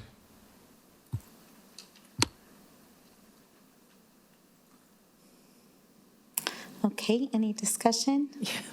Thanks, Madam Chair. I want to acknowledge you, Commissioner Casada. I'm not even seeing you on my screen, but I heard everything you said, and I feel like I don't have anything really to add. I know that, solar energy, green energy is our path forward. So I certainly welcome further analysis of how to do that in a good, productive way. And I thank you for bringing this up for discussion. Thanks. Thank you. If not, any further discussion? I have some questions. Yeah, Commissioner O'Malley. Yeah, this pertains to this future resolution that is up for discussion and I guess is expected to be before us on the 13th. This is in particular to property that is within the Santa Elena Master Plan. I was, Dave Campbell, who represents a solar company that's interested in a solar field, did speak with me about this. He has a resolution where we would create, I guess, the some kind of an overlay zone that would bypass our processes for zone change, and so that would keep the underlying zoning or the entitlements to a piece of property, the Santa Elena Master Plan, which has a lot of entitlements, so that they don't have to change their zone. And not too long ago, they did submit an amendment, and we did approve it. There was a portion of property that was at the edge of the Santa Elena Master Plan, and it was we did downzone that property, and it went through the process or the processes that we have, which is an amendment of the master plan. I think this is a way to go around that. I, of course, support renewable energy, but we don't have in place now, there's no such thing as an overlay zone. If you want to amend the master plan, you have to go through the master plan process to amend it. And Enrico, I would like you to be part of this discussion, Enrico, if you would mind coming up and explaining what our ordinances require for amending. And if you could weigh in on this discussion, that would be good as well. Madam Chair, members of the, Madam Chair, Vice Chair Benson, I don't know if you can hear me. I think I'm familiar with this. I did meet with Mr. Campbell about a week or so ago about this particular item. And we had a lengthy conversation. Mr. Campbell has also met with our staff several times, as have our staff met with Wall and other developers over the last several years. So this is very similar to the interim use discussion that this commission voted on that was appealed to district court and then supported by the district court. So a similar version. I don't know where this is going to end up, but a couple things I just wanted to mention and just get on the record because it sounds like this will come back. So with regard to solar energy, I wanted to just make it very clear that we have a fairly robust program in place. I think we issue about 2 solar energy permits per day every year for the last 3 or 4 years. So the county is very kind of receptive to solar energy and other types of alternative energy throughout. And the other thing I wanted to mention is this commission also approved an ordinance allowing shared solar just a few months ago. You'll all remember that was very innovative. That was very groundbreaking. And you also just approved about 600 acres on Santa Elena for solar energy another couple months ago. So that was also very supportive of renewable energy in the county. And I don't know what everyone's looking at, but the resolution that Mr. Campbell proposed to me did have some issues that I am concerned about, and I just want to get those on the record. One of them is that we have long-standing constructions and interpretations in our master plan communities. Now remember, one master plan community is Mesa del Sol, and the other one is Santa Elena. Those constructions go back to approvals that go back many years. In the county, it goes back to about 2015. So we have a master plan approval, a level B master plan approval, a level A development agreement, a level B development agreement, a zone change that was approved by this commission. So there is a underlying framework and approval process in place. Part of that is adopted by resolution. Part of that is adopted by ordinance. Proposing a resolution to overturn an ordinance is very problematic, and it puts staff in a very bad position. A resolution, as you know, is the lowest form of legislation. An ordinance is the highest, that's the law. Something like this probably needs to be discussed very vigorously. I want to be very frank, I want to be very respectful of your time. If a resolution is adopted, our staff will follow the ordinance. We have no choice. That's the law. I don't want to put staff in a position where they are in conflict with what this board has voted on. It's been appealed. District court judges have upheld it, and then now we're doing something different. So I welcome the discussion. I do know that in the case of Santolina, we're looking at a major plan amendment, a solar field that would be thousands of acres in a plan that is 13,000 acres. I've seen proposals of up to 6,000 acres of solar for 50 years. Our remedy would be to have them amend the plan and say, we'll come back in 40 years and approve our development. But to have a master plan and grant special exceptions over and over kind of nullifies the whole kind of concept of having a master plan. So there's other ways to approach this. I stand for questions. Our staff is available. But those are a couple of things I just wanted to mention. I don't want to seem defiant, but I want to be very clear about, what the staff will do moving forward. And I want to be very respectful of your time. And I know it's a controversial issue, so I wanted to get that out up front. I appreciate your clarity, Deputy Director. Do you have further? Go ahead, Yeah, I appreciate that as well. And I think that you mentioned that this idea of wanting to do solar there has been talked about now for several years. There has been an opportunity for the owner to amend the plan. I think they're just obviously trying to do a shortcut without having to amend the plan and again keep the underlying what's called the underlying zoning, and because that has value. So I appreciate your frankness, and obviously we'll be talking about this if it's put forward. We will be talking about it when it comes before us. Thank you, Madam Chair. Thank you for clarifying staff's position. I did, Mr. Campbell did reach out to me as well, and I just advised him that we will need to stick to the plan and follow the process to amend it or make changes. And so I hope that we can stick to the law as you stated. Yeah, thank you. I just want to make it clear. We have a number of solar energy facilities that are approved by special use permit. We have hundreds of acres in use that are owned by PNM that we've approved under special use permit. Doing that in a master plan area requires something a little bit different, but I think it's very clear that we are all very much in support of renewable energy. So I don't want to create this scenario or this perception that we are not. It's more about respecting the integrity of a process that I began and our staff back in 2013. So if you all stand for any questions, thank you. Thank you. Madam Chair? Yes, Commissioner Quesada. Thank you, Madam Chair. And this is the reason why I brought it forward. I just wanted for us to have these discussions. We need to look at, how we're going to move forward on larger properties. Thanks for, clarifying the processes. It's just something I wanted us all to discuss. I didn't, I wasn't trying to ram something down anybody's throat.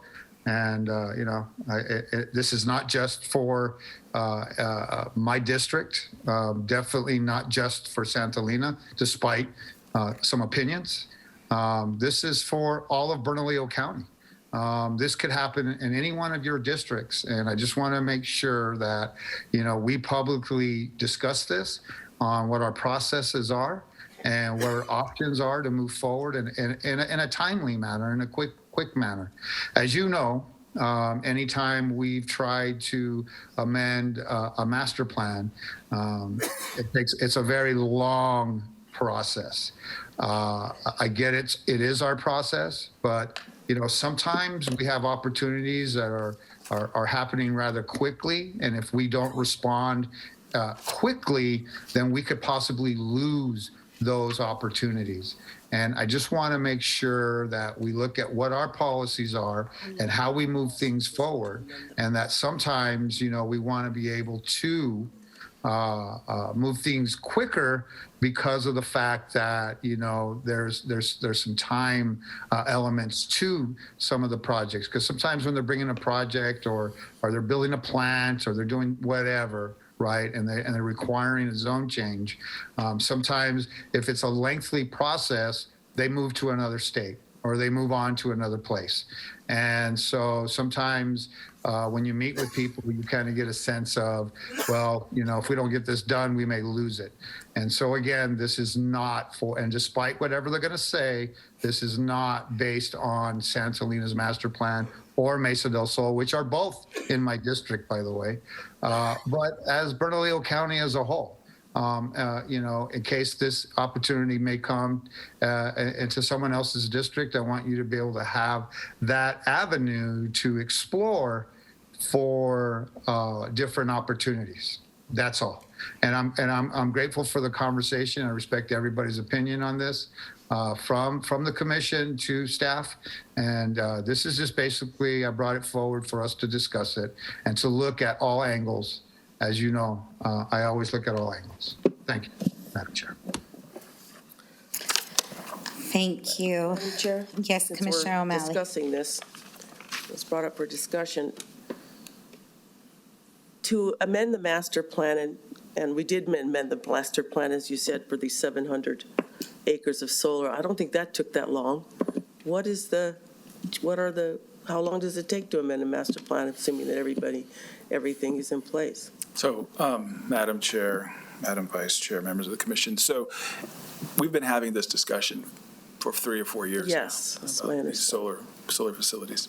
And so in recent months, I've instructed the staff in Planning Development Services, and Elias Archuleta, our DCM for Public Works, has done the same with his staff, to try to come up with a process to amend a master plan.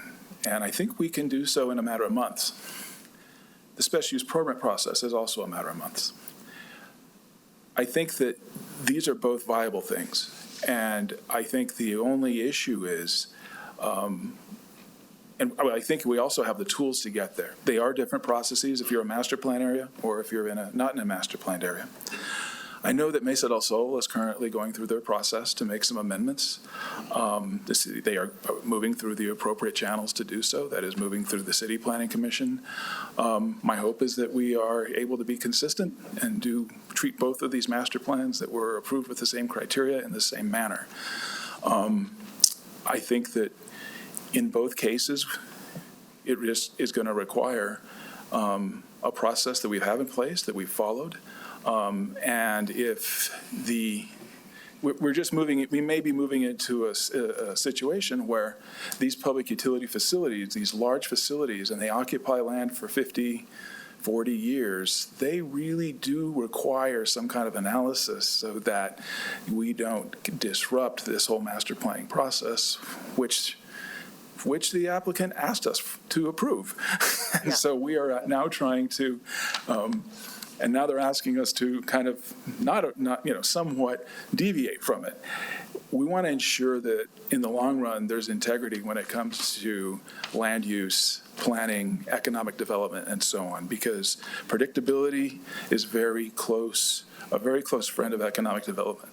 And we want to ensure that these things move hand in hand together. So again, we're open to the discussion. We've had the discussion. I just want to warn you that there are some pitfalls in doing something very along the lines of a resolution that's intended to overturn an ordinance.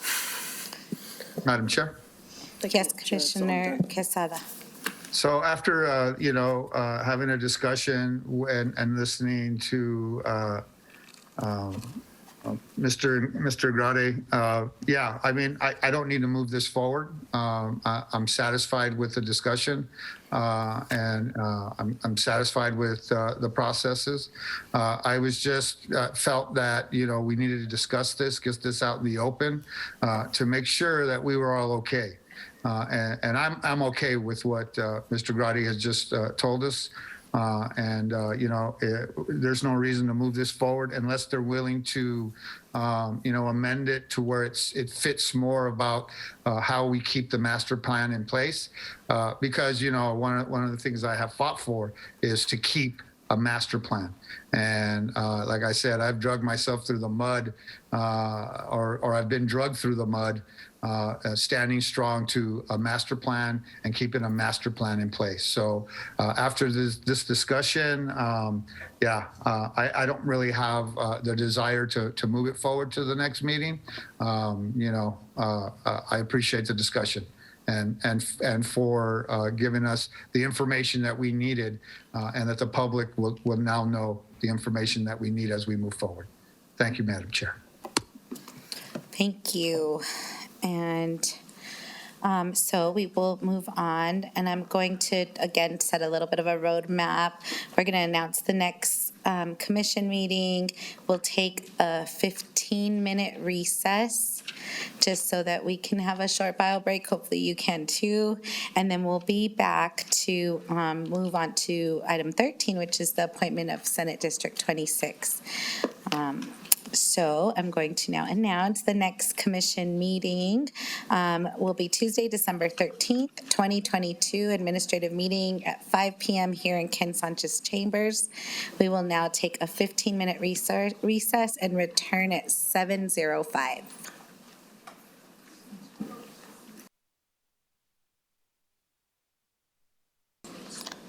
Okay. Thank you all for your patience with us and joining us this evening for a long night.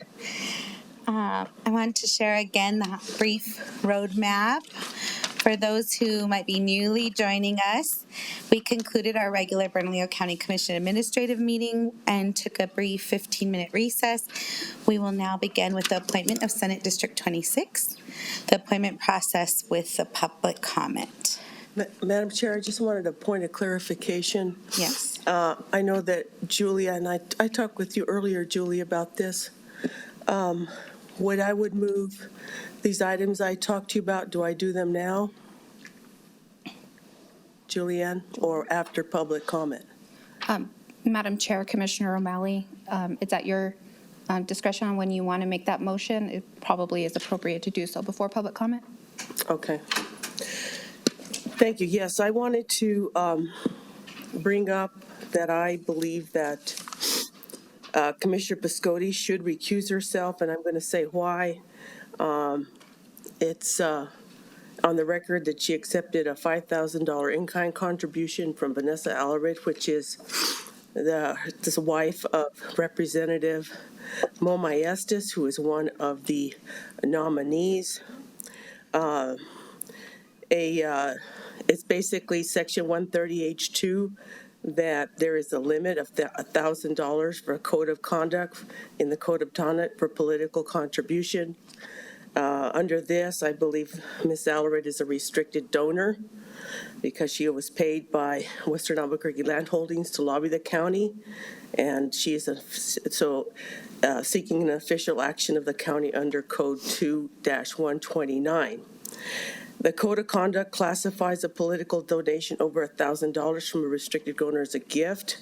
Any official receiving a prohibited gift, any gift over $100 cannot let that gift influence the execution or integrity of their official act. Therefore, I believe she should recuse herself from a vote for the senator replacement because Ms. Alarid's husband is one of the nominees. I think this is important because we are making an appointment in lieu of an election because the people in Senate District 26 don't get their to exercise their right to vote. That process should be completely fair. If a commissioner has a potential conflict, they should not be allowed to vote. That is decision, Madam Chair, by Ms. Piscotti. She's the one who would have to make that decision. Yes. Madam Chair? Yes. Thanks. Thank you for sharing your opinion, Commissioner O'Malley.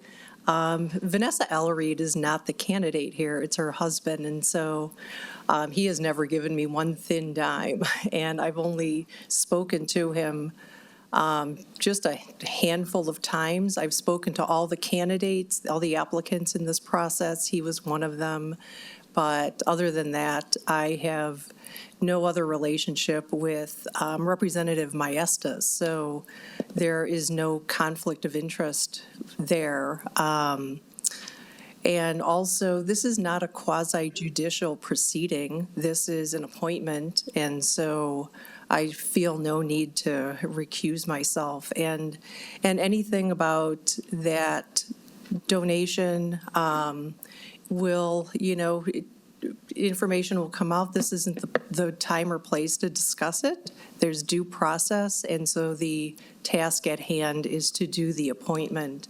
And so I appreciate your suggestion, Commissioner O'Malley, but I will not recuse myself from this vote. I do not have a conflict of interest, and in fact, when Vanessa Ellery did lobby all of the commissioners, I believe, in July for a Santolina project, the tire landfill.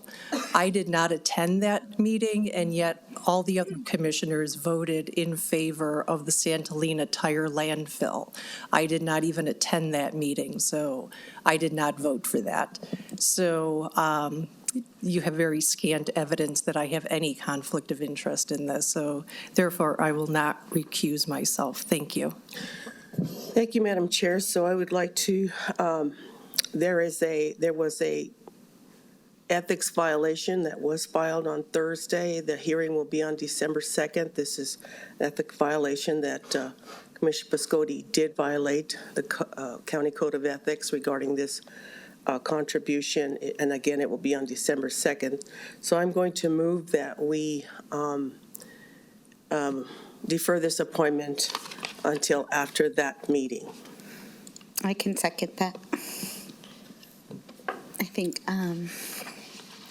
any further discussion? I have further discussion, Madam Chair.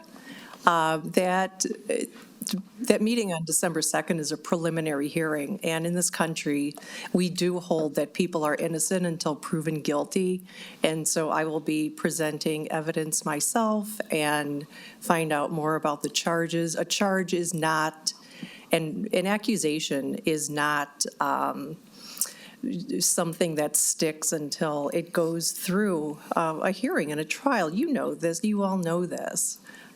So there's no reason to defer this at this point. Even though there are accusations are a dime a dozen, and so anybody can say anything. I've already shown that I have no conflict of interest. I have not consistently supported Santolina, which is the biggest project that Ms. Ellery comes to the county for.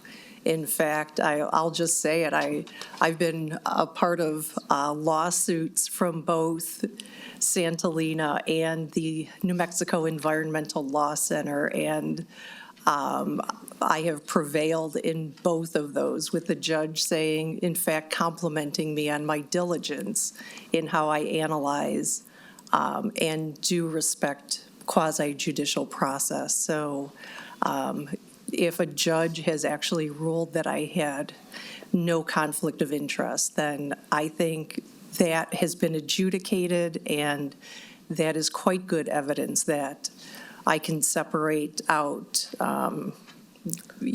perhaps a donation from actually making a judgment in a case. So, and again, Vanessa Ellery is not on trial here. She is not a candidate. And quite frankly, I find it sexist that this keeps coming up, because this is the man's wife. And if people are voting for things that she is lobbying for, then perhaps she's doing a good job of lobbying. Maybe they like her what she's presenting, because not every legislator is married to Vanessa Alareed. And so I find it actually a little insulting that she's been thrown under the bus so much for being a successful, bubbly, outgoing person, and that somehow, because Mo Maestas is married to her, that somehow that should be a mark against him. I think quite the opposite. I don't know them. I see pictures on Facebook. They seem to have a lovely family, so I just don't get the animosity. And again, I think I've proven that I have not been playing favorites or had a conflict of interest. Thank you. I think what we're talking about, right, is I would agree, we're not talking about Vanessa Alareed. We're talking about money contributions to a campaign that happened just this June. So previous votes, to me, wouldn't mean that. It'd mean, what does that very large maxed out donation contribute to in those final moments? But maybe she just wanted to contribute to your win. So we have a motion on the floor. Any further discussion? All right, Madam Clerk, please call the roll. Commissioner Piscotti. And again, we're voting on whether or not to defer? Yes. Is it? Yes. No. Let's continue. Commissioner Quesada. No. Commissioner O'Malley. Yes. Vice Chair Benson. No. Madam Chair Barboa. Yes. Okay, thank you. That motion fails. So as we've done these, I said now 5 times I've been a part of these, we received so many emails and public comment through emails. Every time the chair usually sort of names out. So we did get to close to 250 residents reached out. We had 66 recommend Julie Radichovich, 46 recommend Mo Maestas, another 14 recommended M. Ward, and there were other comments made by double folks. But I like to give recognition to the folks who took the time to write letters of support and be part of that process. Madam Chair. Yes, Commissioner Quesada. Thank you, Madam Chair. So something that hasn't been discussed when it comes to a conflict of interest, and I don't know if anyone is aware, but I feel that there's also a conflict of interest when somebody is a paid registered lobbyist, and that they're able to appoint a seat in the legislature, and then able to go and lobby them in January. And that's something that has not been discussed at all. And I think if anyone has that up there and is doing that, that's also a conflict of interest. And I believe if there's a commissioner that's a registered lobbyist that is herself or himself appointing legislatures or appointed officials, perhaps maybe that also could be looked at as a conflict of interest. And I'm hoping that the news media will also look into that. Thank you, Madam Chair. Thank you, Commissioner Quesada. So we'll now begin with public comment. As a reminder, we've already taken general public comment related to the Bernalillo County Commission meeting, and this public comment period will relate solely to the Senate District 26 appointment. So this is a little bit different because we have more, obviously. Speakers are limited to the first 45 speakers who have signed up online or in person. You'll have 1 minute to share your comments. You then will be notified when your time is up. We will begin with in-person speakers and then move to virtual speakers. Julie Ann, please proceed in announcing the speakers. Thank you, Madam Chair. When I call your name, if you can make your way down to the podium. We will start with Lance Chilton, followed by Catherine Chilton, followed by Sasha Pellerin.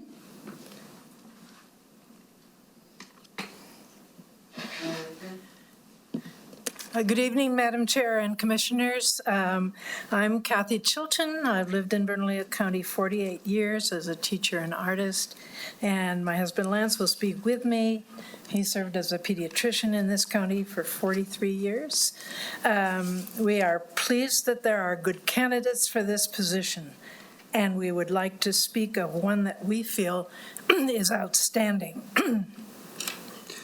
We know, Kathy and I know Julie Radoslavich primarily as the principal of the South Valley Academy, which she served as for many years. She not only helped our grandson when he was a student at that school, but she also helped to grow other children in the South Valley neighborhood and from throughout New Mexico and throughout Bernalillo County into children who would do well in later education. The South Valley Academy grew greatly during her time as the principal through her efforts, and it showed her abilities that she was able to do that.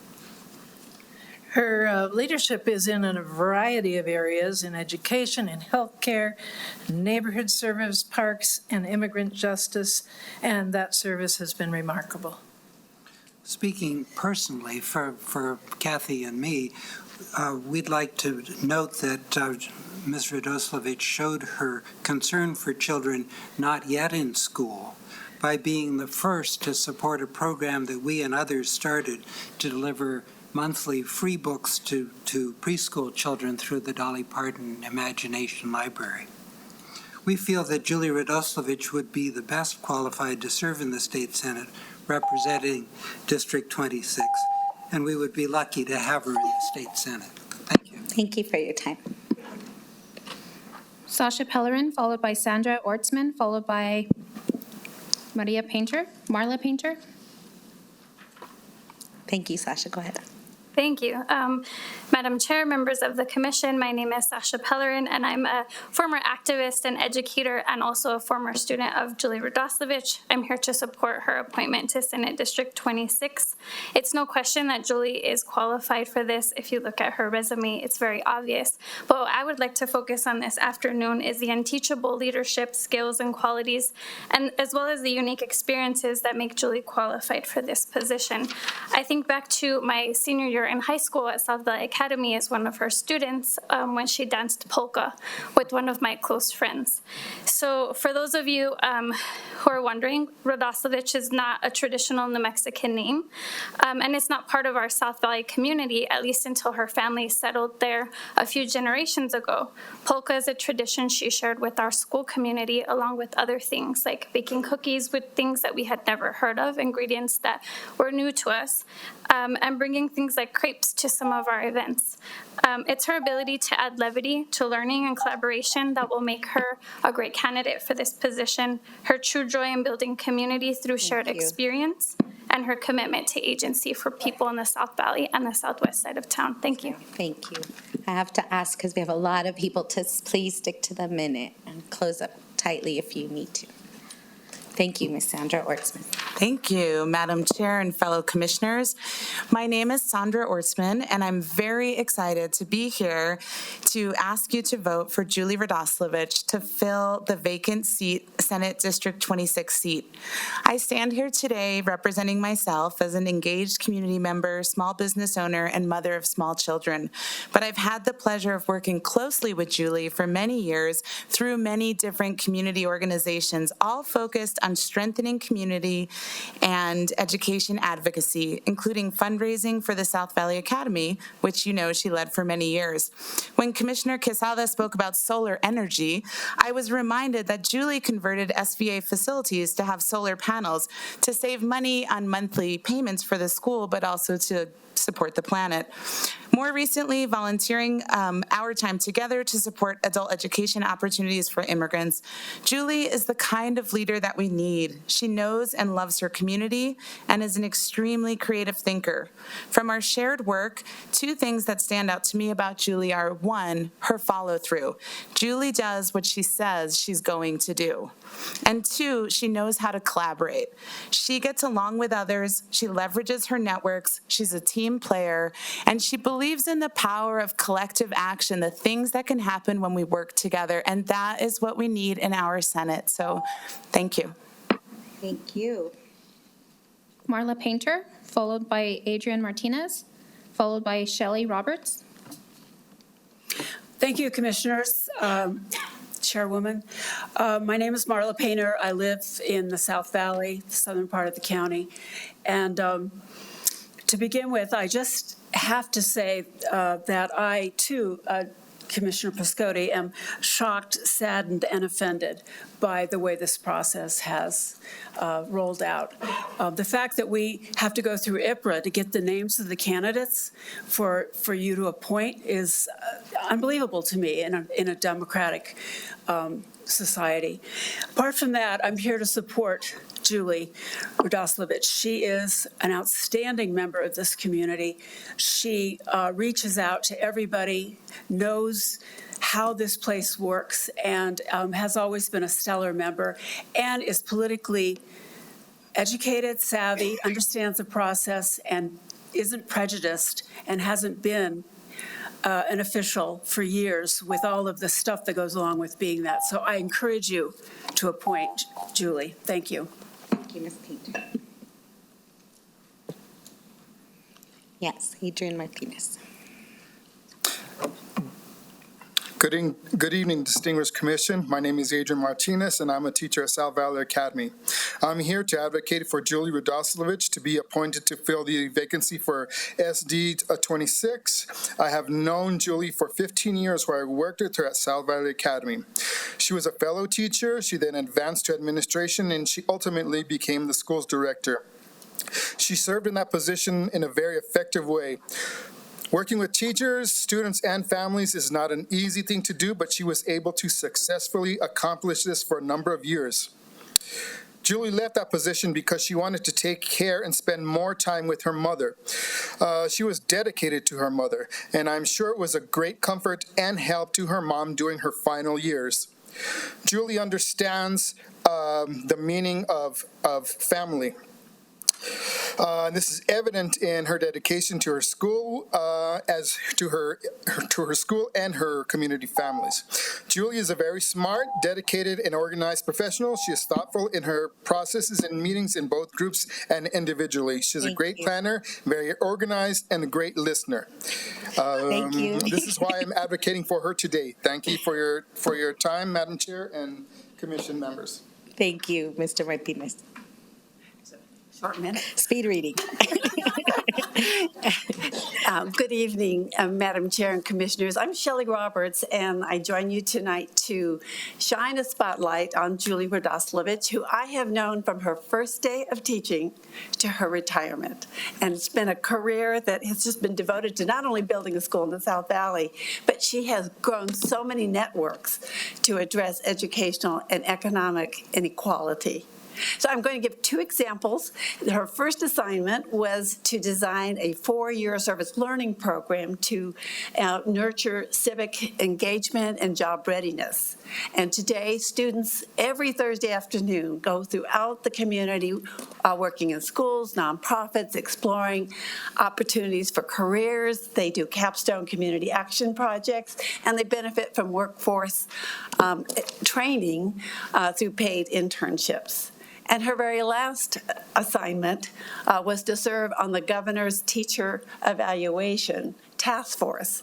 And New Mexico Public Education Department actually adopted the teacher effective. Sorry, we can't keep doing this all night. I'm sorry. Thank you for your time. I know you've been waiting. I appreciate everybody. I just have to stick to the minutes so we could get through. But truly appreciate everyone being here and your patience. Please. Valeria Ojeda Avitia, Justin Traeger, Michael May. Thank you. Good evening. My name is Valeria, and I am a resident of Senate District 26. I am here to voice my support for Julie Radoskovich. Whether we are in her neighborhood by Pat Hurley Park or in my neighborhood of S.R. Marmon, Julie tells me everything that's happening in my community. When it comes to Senate District 26, she is an expert.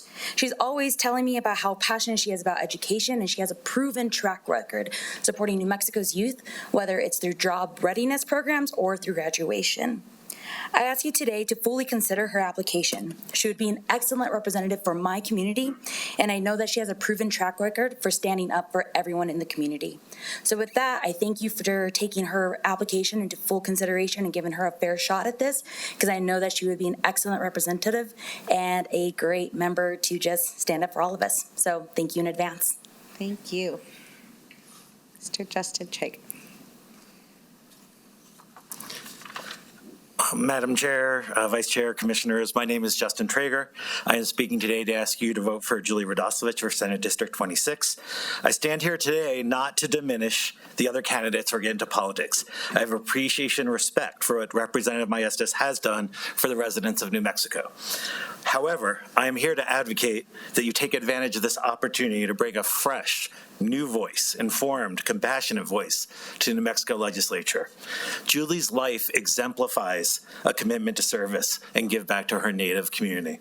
After having the opportunity to leave the state for her education, a career for federal health policy, she realized something was missing, and it was giving back to the community of New Mexico and South Valley that gave her so much.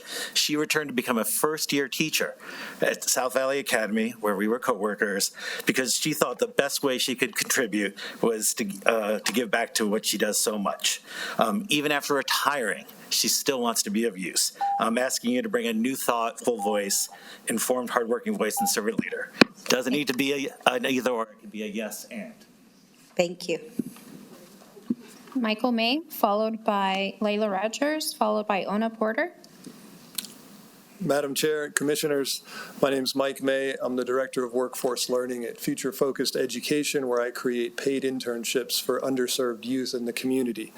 I've known Julie Radoslovich for 20 years, and I'm pleased to recommend her for the open seat in Senate District 26.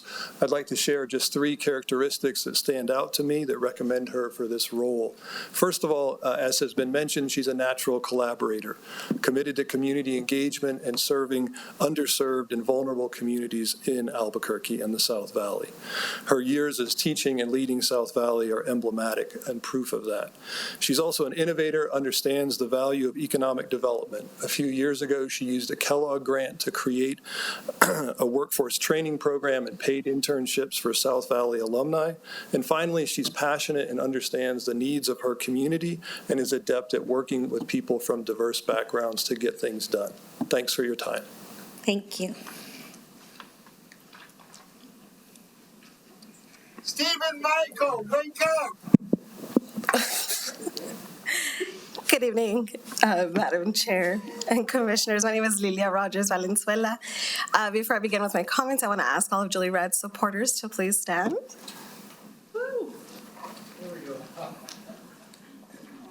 Thank you, everybody. So before beginning, I've known Julie Rad for over 20 years, and through different avenues as an educator, as a principal, as well as a colleague. So I've had the opportunity to get to know Julie Rad through those different avenues and see her hard work, especially like working with her students. Explicitly, like watching her step into those moments of support when the students need it, literally helping students get them shoes for work when they can't. So I'm very passionate for Julie Rad. She's an incredible supporter of myself, getting me through school, and just helping me be where I'm at right now. So I owe a lot to Julie Rad. And I support her fully for everything she's done for me. So I ask you guys to appoint Julie Radford to Senate seat 26. Thank you. Thank you. Good evening, Madam Chair, Commissioners. Thank you for this opportunity to speak. My name is Ona Porter. I have worked as an advocate for social justice in New Mexico for more than 40 years. But tonight I'm here to speak as a resident of the county of Bernalillo. When I think of public service, I think of Julie. When I think of leadership, and integrity, I think of Julie. When thoughtful, inclusive, creative thinker is on my mind, so is Julie.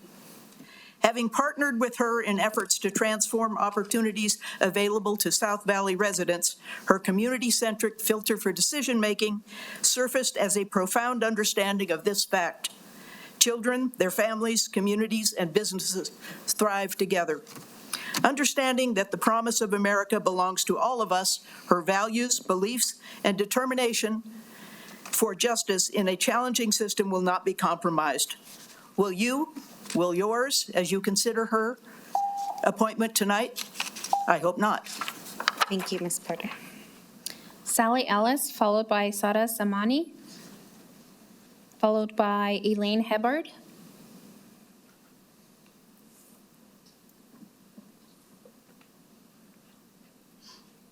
Go ahead and please just state your name for the record. Hi, my name is Sarah Samani. Thank you, Chair Barboa and commissioners, for allowing me to speak today. I really appreciate it. So I'm here to support Julie Radoslavich as well. And I'll be honest, I don't know her that well personally. However, she has still touched my life in an important way. I appreciate the work that she's done to improve people's access to Medicare and Medicare counseling, because I have parents who have Medicare. I'm a teacher, and I really like the new teacher evaluation system. It actually makes a lot more sense to me, and it does encourage me to grow instead of making me feel frustrated and confused. And so I'm just so grateful for the work that she's done for the community. I admire her accomplishments, and it does give me hope as a teacher for what schools can do in helping their communities. So thank you for your time. Thank you. Okay, again, Sally Ellis, Elaine Hebard, Monica Esquiva, Lila Valenzuela. Thank you. Good evening, Madam Chair and Commissioners. Thank you so much for allowing us to speak this evening. I am also here to advocate for Julie Radoslavich. I live in Senate District 26, and I'm an outdoor educator for fourth grade students in New Mexico, taking them on hikes by the river to teach them about the importance of the river. And I don't think I would be there today if it weren't for Julie. She was one of the big advocates for me when I was applying for college. I was a first generation student to go to college in my family, and I didn't know the process. And she was really there to help me and guide me and to give me the path that I needed to be able to succeed in my life. And so I highly, highly recommend Julie for Senate District 26. Thank you very much. Can you please state your name for the record? Oh, me? Yes, Monica please. Esquiva.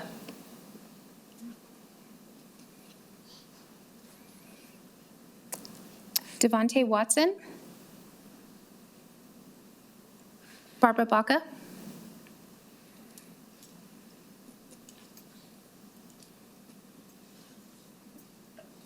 Carl Garcia.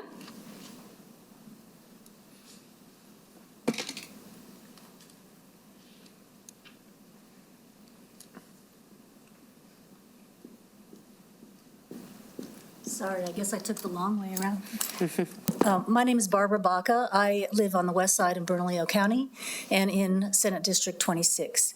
And I am here also to support Julie Radoslavich and hope you will consider appointing her to this vacancy. I've known Julie for over 18 years.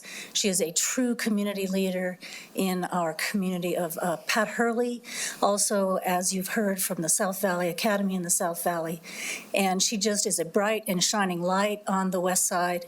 And she has had many endorsements that you have seen, not the least of which are Senator Linda Lopez, Senator Jerry Ortiz-Pino, and I would like to add my name to that endorsement. So thank you very much. Thank you.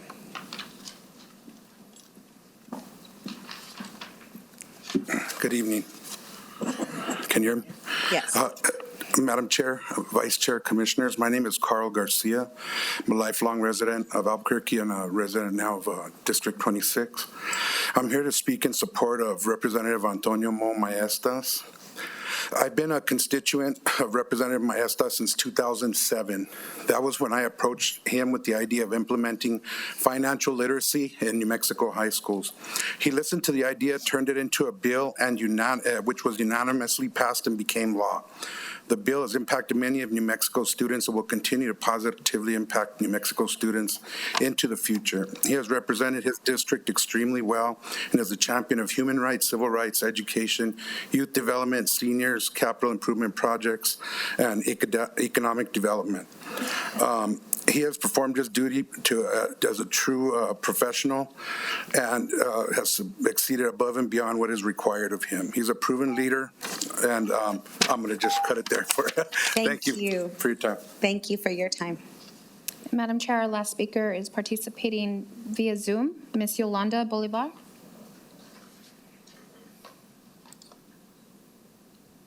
Thank you, Chair Barboa and Commissioners, for the opportunity to speak today. My name is Yolanda Bolivar, and I'm here to speak in support of Ms. Julie Radoslavich. My husband, Rafael, is accompanying me here as well. Julie was principal of South Valley Academy when our 2 children attended high school there a couple of years ago. We witnessed firsthand how committed Julie was to the SVA community. Rafael and I were active participants at the school parent committee, as well as at most school activities. Because of this, we had the opportunity to work with Julie on many occasions. Parents always felt that they had a voice at SVA. Parents who were not fluent in English were able to participate in meetings because translation services were always provided. Julie wanted to make sure everyone felt included. There was always a positive atmosphere at SVA, and as parents, we are very grateful for that. There are many more positive things I can say about Julie, but because time is limited, I just want to end this by telling you that as a state representative for District 26, you will not find a more hardworking and qualified representative. We are hopeful you will take into consideration Julie's stellar qualifications and appoint her as the next state representative for District 26. Thank you. Thank you. Thank you, Madam Chair. That concludes public comment. Thank you. Now we will run candidate comments. Applicants will have 2 minutes each to address the board and will be called in order of alphabetical order by their last name. We will start with Steve Gallegos and following Antonio Maestas, representative.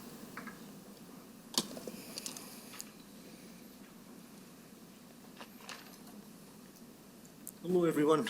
Hello. Nice digs you got here. Thank you. Okay, I start now? Yes. All right. Commissioners, Chair Barboa, Vice Chair Benson, and Commissioners. I'm a former city councilor and county commissioner with over 21 years as a locally elected official.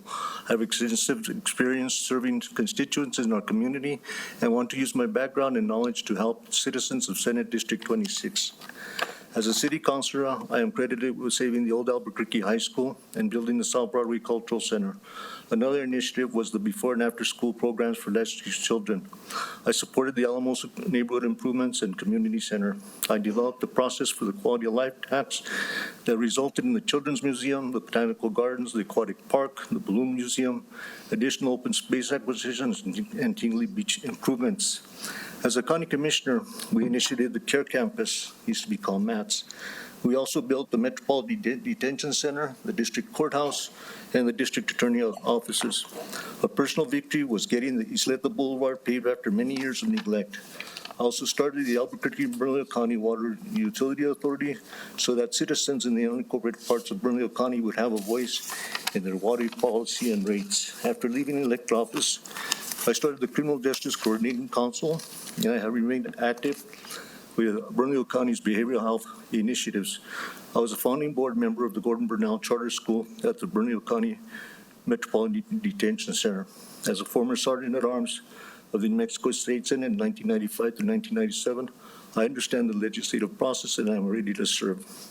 Today I stand ready to build a safer and healthier community. I promise to attend neighborhood meetings and listen to and act on residents' concerns. I understand that to significantly reduce crime, we must actively work and eliminate fentanyl and more effectively manage and support individuals and families suffering from mental illness. It is crucial to continue the progress made by the Bernalillo County Commission and the City of Albuquerque's behavioral health initiatives. One final but very important concern, I commit that I will not run for election, which will allow the voters of District 26 to elect their next senator. Thank you. Thank you very much. Thank you, Mr. Gallegos. Representative Momayestas, followed by Julie Radachevich online. I've represented the West Mesa, Madam Chair, honorable members, for the past 16 years and recently won my 9th election last Tuesday. In 2011, I convinced the judge in the Maestas versus Susana Martinez lawsuit to redistrict, in the redistricting litigation, to use the river as a boundary, which forced 2 new House seats to go to the west side back in 2011. We also got 1 additional House seat this past redistricting. So we went from 2 to 5 since I first got elected. Along with community organizers, we created West Side Day at the state capitol and have since brought more students to the Roundhouse than any legislator in the history of New Mexico. I've been at the forefront of confronting the failed war on drugs and other major criminal justice efforts, and recently tapped the Permanent School Fund for the first time in 124 years of our state's history and prehistory. The state Senate is making $100 million decisions. Conversations are happening now about crime, taxes, our education system, infrastructure projects, and more. I'm uniquely qualified over the other fine applicants today because I've been a leader in these discussions for over a decade. I stand on the shoulders of giants tonight, Madam Chair. My dad, Frank Maestas, was one of the first Latino sports writers in the country. My uncle, Roberto Maestas, founded El Centro de la Raza in Seattle after occupying an abandoned school building in 1972. And my uncle, Dwight Duran, was the lead plaintiff in the prisoners' rights litigation known as the Duran Consent Decree. Integrity, Madam Chair, is not just about honesty and strong moral principles, but the condition of being whole, of being undivided. When prison officials threw my Uncle Dwight in the hole unless he dropped his lawsuit, he was undeterred. Like an unbreakable beam of steel, I have been forged in the fire of the civil rights movement and will not bend to anything that violates my principles or my oath of office. I have a record to stand on that proves just that. I proudly ask for your vote, all 5 of you, and I'll make you proud. Thank you, Madam Chair. Thank you. Madam Julie Chair. Radachevich. Yes. Sorry. No. Mr. Dalsovich has submitted a video for her 2-minute address to the commission. Ms. Autumn will hit play.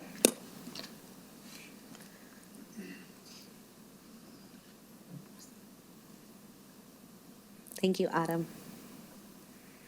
Chair Barboa, Vice Chair Benson, Commissioner O'Malley. She's fixing it. They're fixing it.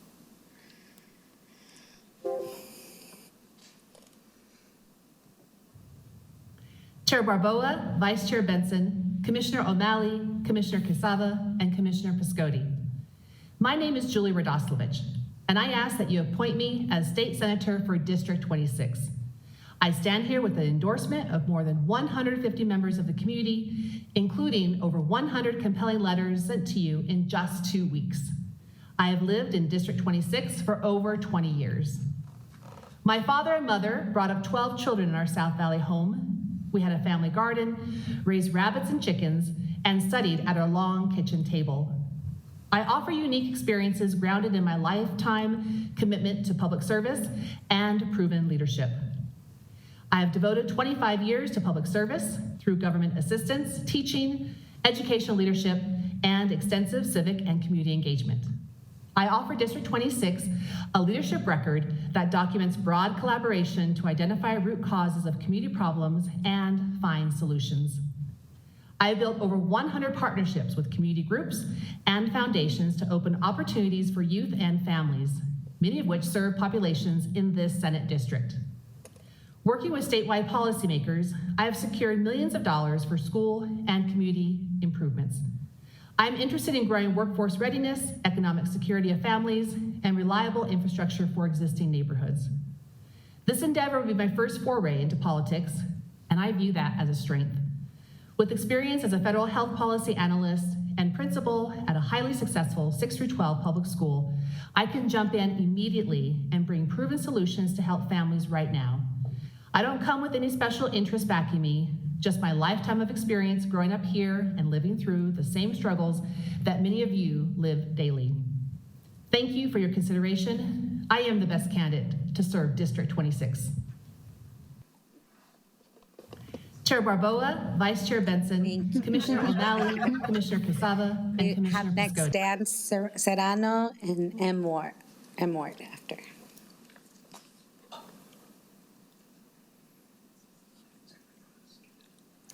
And just to note, Julie Radisovich is out of the country at this moment, is why she sent a video in instead of being here in person. Mr. Dan Serrano, thank you. Good evening, Welcome. Madam Chair, Mr. Vice Chair, Commissioners. My name's Dan Serrano. I've submitted my packet to you all, my resume, my outline of the experience I've had in the community. I've been a West Sider for approximately 25 years. I grew up in a small community east of here, Santa Rosa, New Mexico. My dad was the county sheriff and the magistrate judge. My grandfather was the last elected Republican state legislator to ever come out of Guadalupe County.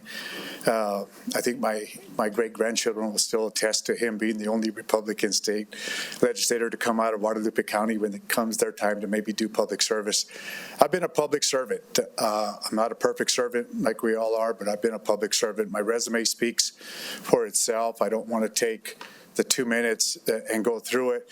But I do want to start off by thanking those that have submitted their names for this position, because it takes a lot of courage.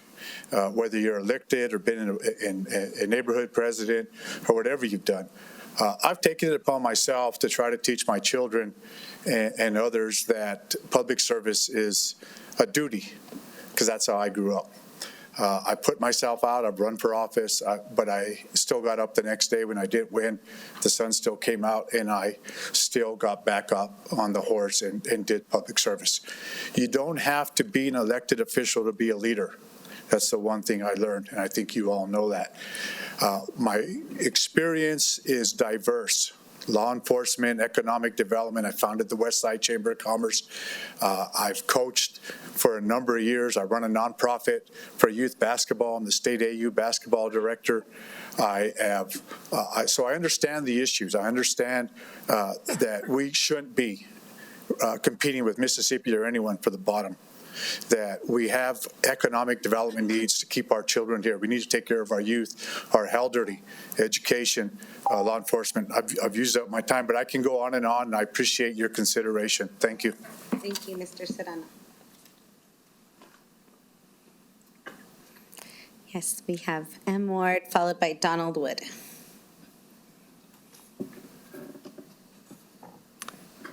Prior to my spiel, I'm just wondering if the person who's driving Zoom can check to see if Sally Alice was actually on Zoom instead of in person. I know that she was going to speak on my behalf. So I don't know. You can go ahead and we'll follow up and let her speak Okay, after. great. Thank you. Madam Chair, Commissioners, we have another showing of the ongoing political theater that is New Mexico. Tragic comedy at its finest. There are times when a backstage person finds it necessary to step onto the stage. This usually happens to announce a change of actor or deliver bad news and ask the audience to exit the building in an orderly manner.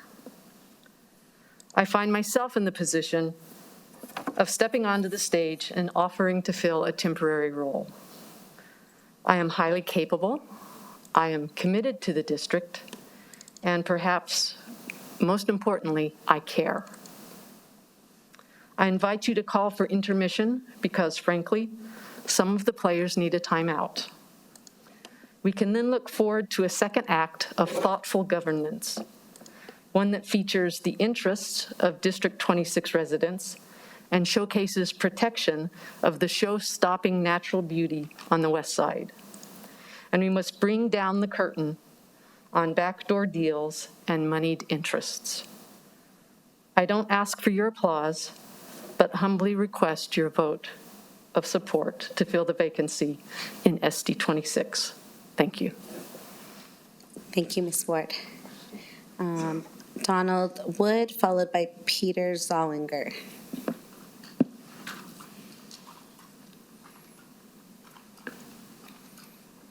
Good evening, and thank you all.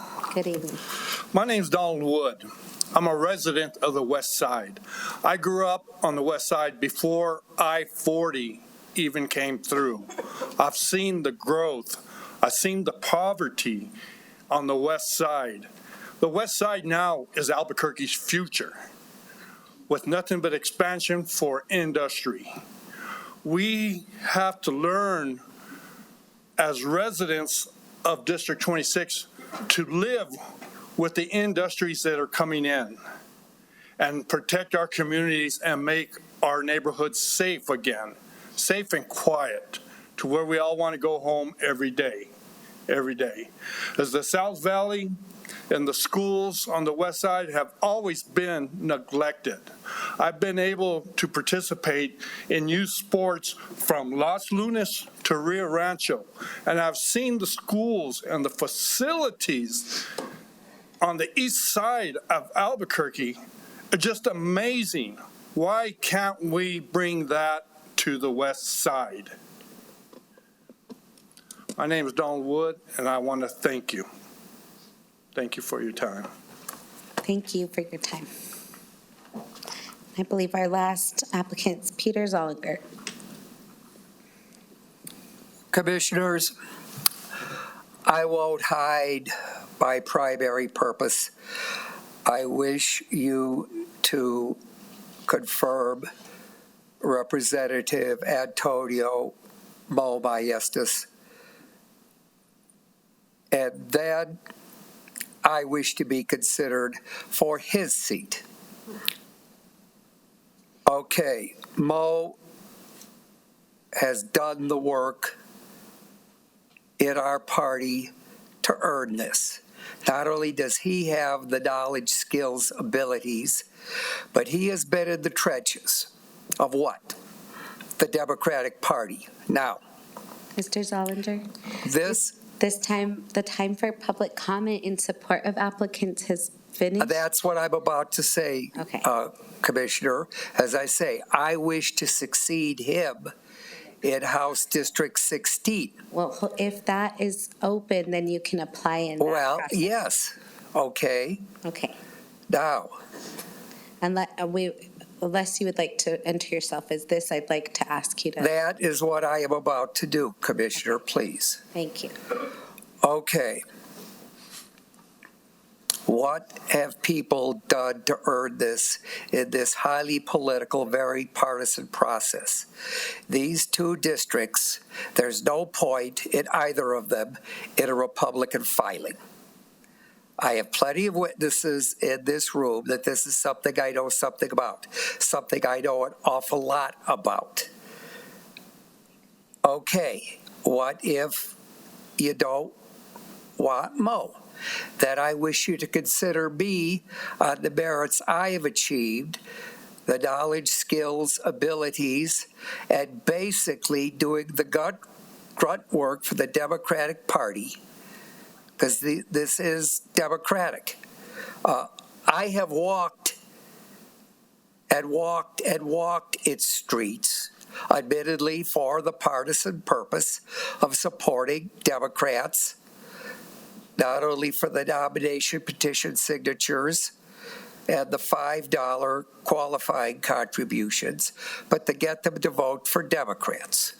This should be what should matter in this process. Now, again, for either, I would not, period, seek retention. But you say, Pete, why? Sorry, Ms. Well, okay, you interrupted me, ma'am. Let me make up that time, please. I'll give you 30 seconds. Okay, you say, Pete, why? You want to retire? Yes, I do. Well, what would I do in the legislature? First, I'd be one of the troops. I'd support our party leadership. Hopefully enhancing Governor Lujan Grisham's economic program, and there is something else, given my past personal history. I wish to secure a woman's right to an abortion, given what I've done in the past. Now, stand for any questions. Thank you, Mr. Zollinger. Madam Any Chair. questions? Madam No, Chair, for the record. now's not the time for questions. We will open for discussion in a minute. Thank you. Okay. Madam Chair, for the record, we did stop the clock during your exchange. Okay, thank you, Julie. Okay, thank you to all the applicants. I truly appreciate your courage, your commitment to our communities, and your courage to stand up in this process. We will take a reminder that this is a period for discussion. We'll take nominations after the discussion. Is there any discussion, questions, or comments for the applicants by the commission at this time? Madam Chair? Yes, Commissioner O'Malley. Thank you.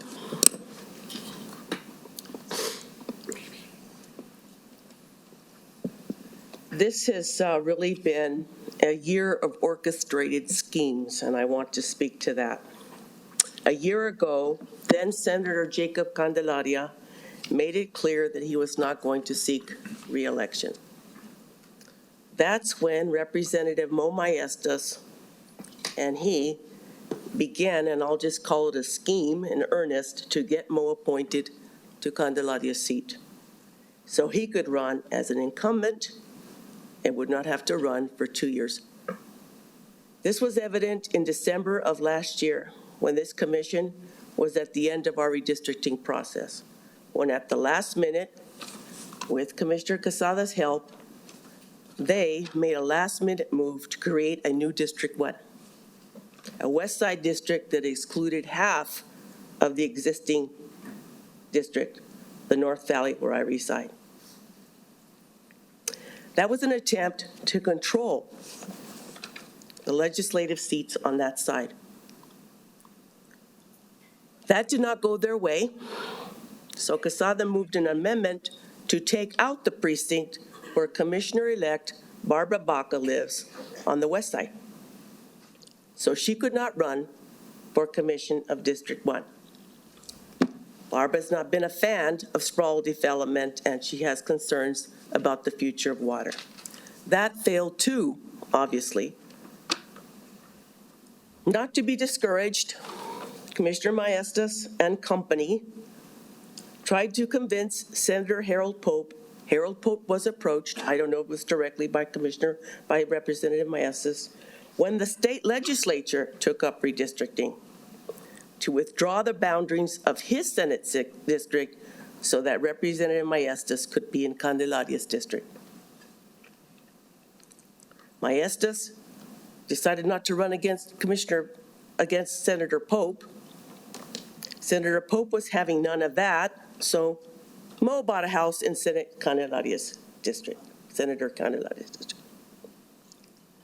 To me, what is disturbing, and we're talking about ethics, unethical, and very suspect, is the fact that Representative Maestas and Senator Candelaria denied the voters in their districts, their constituents, the people they're supposed to be fighting for, the right to choose their representative in the legislature for over the next 2 years. Candelaria could have resigned earlier in their year, and Maestas could have told his constituents that he was seeking the Senate seat, allowing one of his constituents to run.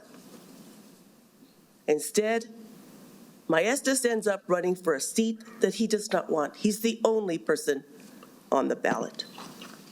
Candelaria quits in mid-November, and that doesn't stop everything. They, again, tried to get this appointment within several days. This is, to me, self-serving, conniving. Those 2 seats could have been up for election this month. You know, Senator Candelaria and Representative Mo Maestas pat themselves on the back for being fair and just, helping the little guy, and that's well and good, unless it gets in the way, I guess, of your political ambitions. Should we reward that behavior? I don't think so. I'm not going to. This is the kind of thing that people believe really undermines our democracy, and it prevents people from participating in the political process. Here we go again. Last year over the redistricting process, we're close to a holiday. Now we're in the middle, we're close to Thanksgiving. This is when all this stuff is going to happen, I guess. And it's just frustrating, because I'd like to spend my time getting ready for Thanksgiving. It's just not a very convenient time. And I remember the last time we were talking about redistricting, and we had all this discussion. That was a Christmas tree. And I just really, I'm very frustrated about that, to be honest. But that's not really it. I just feel like this so undermines our electoral process. It really does. And I think that's what gets people worked up. We have a democratic process. It should have been adhered to. There was an opportunity for other people to run for this seat, for both these seats, actually. And I can't reward that behavior. I just feel very strongly about it. I guess that's all I have to say. Thank you, Madam Chair. Thank you, Commissioner O'Malley. Any other comment or questions for applicants? Well, I wanted to, go ahead. Yes, Commissioner Benson, Vice Chair. Thank you, Madam Chair. I do have two questions. This is a long night, but I'd like to ask each of the applicants, two of my biggest issues relate to my kids. Are there going to be jobs for them that they're going to want to stay here? Because I love them. I want them to be here. I don't want them going somewhere else. So it's a complicated issue, but how would you stimulate the economy, create jobs? And then the other thing is, I don't want them getting killed. So what would you do to address crime? It's a complicated onion to unpeel. I get it, and this isn't a great environment to ask that. And out of fairness to Julie, I asked her via text this answer, so I'm happy to, I thought she gave a good answer, and I'm happy to read it, but I would like to get the other applicants. And I have, in transparency to the audience, I have talked to several candidates about this question, so. Yeah, that would be great. But not all the candidates, so please. And Madam Chair, whatever order you'd like. Yeah, if candidates present could come up in the order they were called: Steve Gallegos, Representative Antonio Maestas. We have a text from Julie Radicevich, and then Dan Serrano, M. Ward, Donald Wood, and Peter Zollinger. Thank you. Appreciate this. On the crime issue, Bernalillo County is doing an excellent job along with the city of Albuquerque on working on the behavioral health issues. We need to continue to work on that. The fentanyl issue is going to kill our city if we don't watch out. And so my intention is to go up to Santa Fe and to work on those issues specifically, and also to work on the mental health issue. I think that the Bernalillo County and the city are both doing low-level mental health efforts, but they're not getting to the people that are, say, in the mental health center. They're not getting to the people that are really, really sick. And I believe these are the people that are in the tent cities and those kinds of things. The other question was on the economy. How do we improve the economy? Well, we've done a good job by bringing in big businesses with IRBs and those kinds of things. But really, the economic engine for Bernalillo County is small businesses. And so we need to focus on those small businesses. And I would take that to the legislature and ask them to have an interim committee on that issue. And I would focus on that issue because both the crime and preparation for people to get back into jobs is so important. I know so many business people that just can't staff their businesses right now. So we need to find some ways to get that done, and we need to find some ways to make the small businesses successful. Okay? Thank you. Thank you, Mr. Gregg. Thank you, Madam Chair, Commissioner Benson, members. I'll try to be brief, but I chair the House Commerce Committee, which is charged with economic policy for the state of New Mexico. And we have to create markets. We have to create markets for young people, for entrepreneurs to succeed. And I have an economics degree from the University of Washington, and I'm an old Keynesian economic theorist. We have to build out our infrastructure. We have to increase our roads, bridges, airports, things of that nature which spur economic growth. We have to look at other cities and ask what they're doing successfully and do the same. I know that's painful for a lot of folks. Folks that are well off or retired or have a good income, they may not have a vested interest in this town growing. But I have a 7-year-old, 8-year-old like the commissioner, and I have a 20-year-old who's not coming back. She's studying at Arizona State. So we must build our economy no matter how much we romanticize about our current poverty. Secondly, I'm the only former prosecutor in the state house. I prosecuted violent crimes for 5 years at the Bernalillo County DA's office. I know those systems. In my private life, I represent a group of amici community organizations in the DOJ APD litigation lawsuit. We have to recruit and train Albuquerqueans to become cops and to become a new 21st century cop. We have a chance to reset the DA's office with a new DA January 1st, rebuild back that relationship with the district court and the metro court, because on 4th and Lomas, that's where the rubber hits the road. What the state can do is increase salaries and benefit packages for all law enforcement agencies. What I'm gonna be also doing is reorganizing the law enforcement academy. We need an ombudsman and a independent oversight of the Department of Corrections so that folks get out ready to succeed and not get out worse than they're in. And we have to confront, and what I commend all of you for doing, is confronting the public health crisis as it relates to substance abuse, alcoholism, drug abuse. Back in the day, we'd keep all the poor people and drug addicts in jail. Now that's against the law, and we have to deal with these folks when they get out so that they don't recommit crimes. So it's a kitchen sink effect for crime and the economy, and I'm without question the most highly suited candidate to do that. Thank you. Thank you, Representative. Yes, Dan Serrano. Oh, we'll go to Julie Radicevich first, sorry. And she's on, actually. Yay. Julie Radicevich, please answer Commissioner Benson, Vice Chair Benson's question. Yes. Madam Chair, thank you for the opportunity to present today. So in crime, I believe we need both and approach to crime. We need more officers patrolling neighborhoods, focusing on violent and repeat offenders, and being assisted by social workers for non-violent crimes. We also need to reduce the number of guns on the street. Police know that with more guns, crime happens more readily. We need to keep violent and repeat offenders behind bars. And we desperately need more beds and facilities for addiction and behavioral health, which is driving homelessness and crime. With regard to the economy, I believe we need to help new entrepreneurs get their start in industries like construction, cannabis, and energy.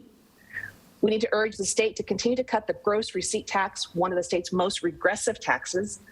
And finally, we need to urge more students to take advantage of debt-free college and vocational school, which may be the most impactful strategy in the long term to boost our economy. Thank you, Julie Radicevich. Yes, Mr. Dan Serrano, followed by M. Ward. Thank you, Madam Chair, Mr. Vice Chair, Commissioners. I'll address the economic development. I can tell you firsthand, I've been in the trenches. That's one of the reasons why I founded the West Side Chamber of Commerce, to be able to help those small businesses not only survive, but thrive. And the bulk of our gross receipts tax comes from small business, and we need to do everything we can to help them survive. They create jobs. Sometimes, even through COVID, their business has been their job. They've had two are not one and the same. So we have our challenges, but what goes hand in hand with economic development is education. Because if we can't produce an educated, qualified workforce, we're not going to be able to help those businesses have the labor pool that they need. need. Mr. Radosevich talked about vocational school. I can tell you as a general contractor, I can't find workers. Nobody wants to go out and grab a shovel or a pick, even though nowadays with the new tools and technology, you don't need to, but sometimes you do. They don't want to be block layers. They don't want to be framers. They want to make instant money. And maybe that's how we've evolved as a society. But until we can help small businesses, until we can look at how we can provide a qualified, educated workforce and market ourselves and take ourselves from the bottom of every list that's good and go a little bit north of that, it's a goal. Now, when it comes to crime, I have some issues. I mean, I think I'm probably the only one here of the candidates that can say I've bled in the streets defending them. I've worked as a police officer. I put people in jail. And I come from that background. As I mentioned earlier, my dad was a county sheriff. I wanted to do that. I wanted to protect and serve, kind of what I'm wanting to do now standing in front of you. But we have a lot of issues, and we can sit there and point the finger at a lot of things: crime, homelessness, addictions, mental health issues, bail reform. I mean, it's probably something we need to take a look at. There's a lot of different things. The legislature is going to be charged with dealing with a lot of different issues, and I think what's needed to represent our district is someone that has that diverse background to address those issues. Thank you. Thank you. M. Ward, followed by Donald Wood. Is there a time limit to the comments? Folks have stayed less than 2 minutes. Okay, thanks. Staying in I almost feel like I'm going to be a broken record in some respects. To go with crime first, and I think there's kind of a huge interconnection with things. But I think, as previous speakers have said, there's sort of a relationship with crime and violent crime, with substance abuse, and the availability of guns and weapons. And it kind of ties in a little bit with, it ties in with creating jobs as well. But in addressing the guns issue, I think we need to look a little more broadly and recognize, especially with the guns and the drugs tied together. And I think there was a recent journal article about straw purchases. And just like 10 days ago or so, like a week and a half ago, there was a big conference in Mexico City addressing gun trafficking. So it's like the guns go from the United States to Mexico, get traded for drugs, and the drugs come back to New Mexico. Well, not just New Mexico, but the United States. So that is an issue that ties in with everything. I would like to see us invest in small, locally owned businesses. Again, small businesses, I think, should be given preference if we're going to make certain kinds of investment decisions. Small businesses keep the profits in the community. They hire local people, give training to local people, okay? But needing the qualified workers, that's an issue. That goes back to the education. And I'm a little bit surprised it hasn't been brought up more in terms of education, because usually bad things get said about educational outcomes in New Mexico, especially when we've had a room full of educators today or this evening. But I think a lot of times we focus on the relative, like how we rate 49th or 50th in a lot of measures. And what's more concerning to me is the absolute. Like only 18% are at grade level for math, and 23% or something like that are at grade level for reading. I think we really need to focus on getting the skills to kids. Create an environment that promotes love of learning. And I think if you can do that early, I think it carries through. But somewhere along the line, apathy sets in. And I think that's a big problem. And I think it may be sort of like the middle school years. One of my former next-door neighbors was a teacher at Jimmy Carter. And he made a comment one time. We were having a discussion. And he said, it's like roughly that age, when it seemed to be like boys would get in trouble for doing something. And it didn't seem like there were, well, these were his words, and I'm paraphrasing, but the gist of his point was that it seems like they get thrown away. And I don't know if that's part of the whole pipeline to prison, or I forgot the buzzword, the school to prison pipeline, sorry. And where, maybe if we could provide a broader range of resources at critical ages, because I think it would be good to track the performances. I mean, a lot of things could be said about standardized testing, but where's the drop-off and what's the reason it's happening? So I don't see any lights buzzing, but I think I should stop. Thank you for your time.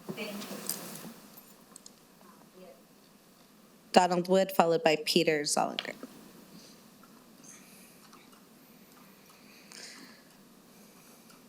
Once again, thank you. When are we going to stop putting all this on mental health and drugs? When we should start focusing on the neighborhoods, the communities, and unite. The neighborhood I live in, we all have a group.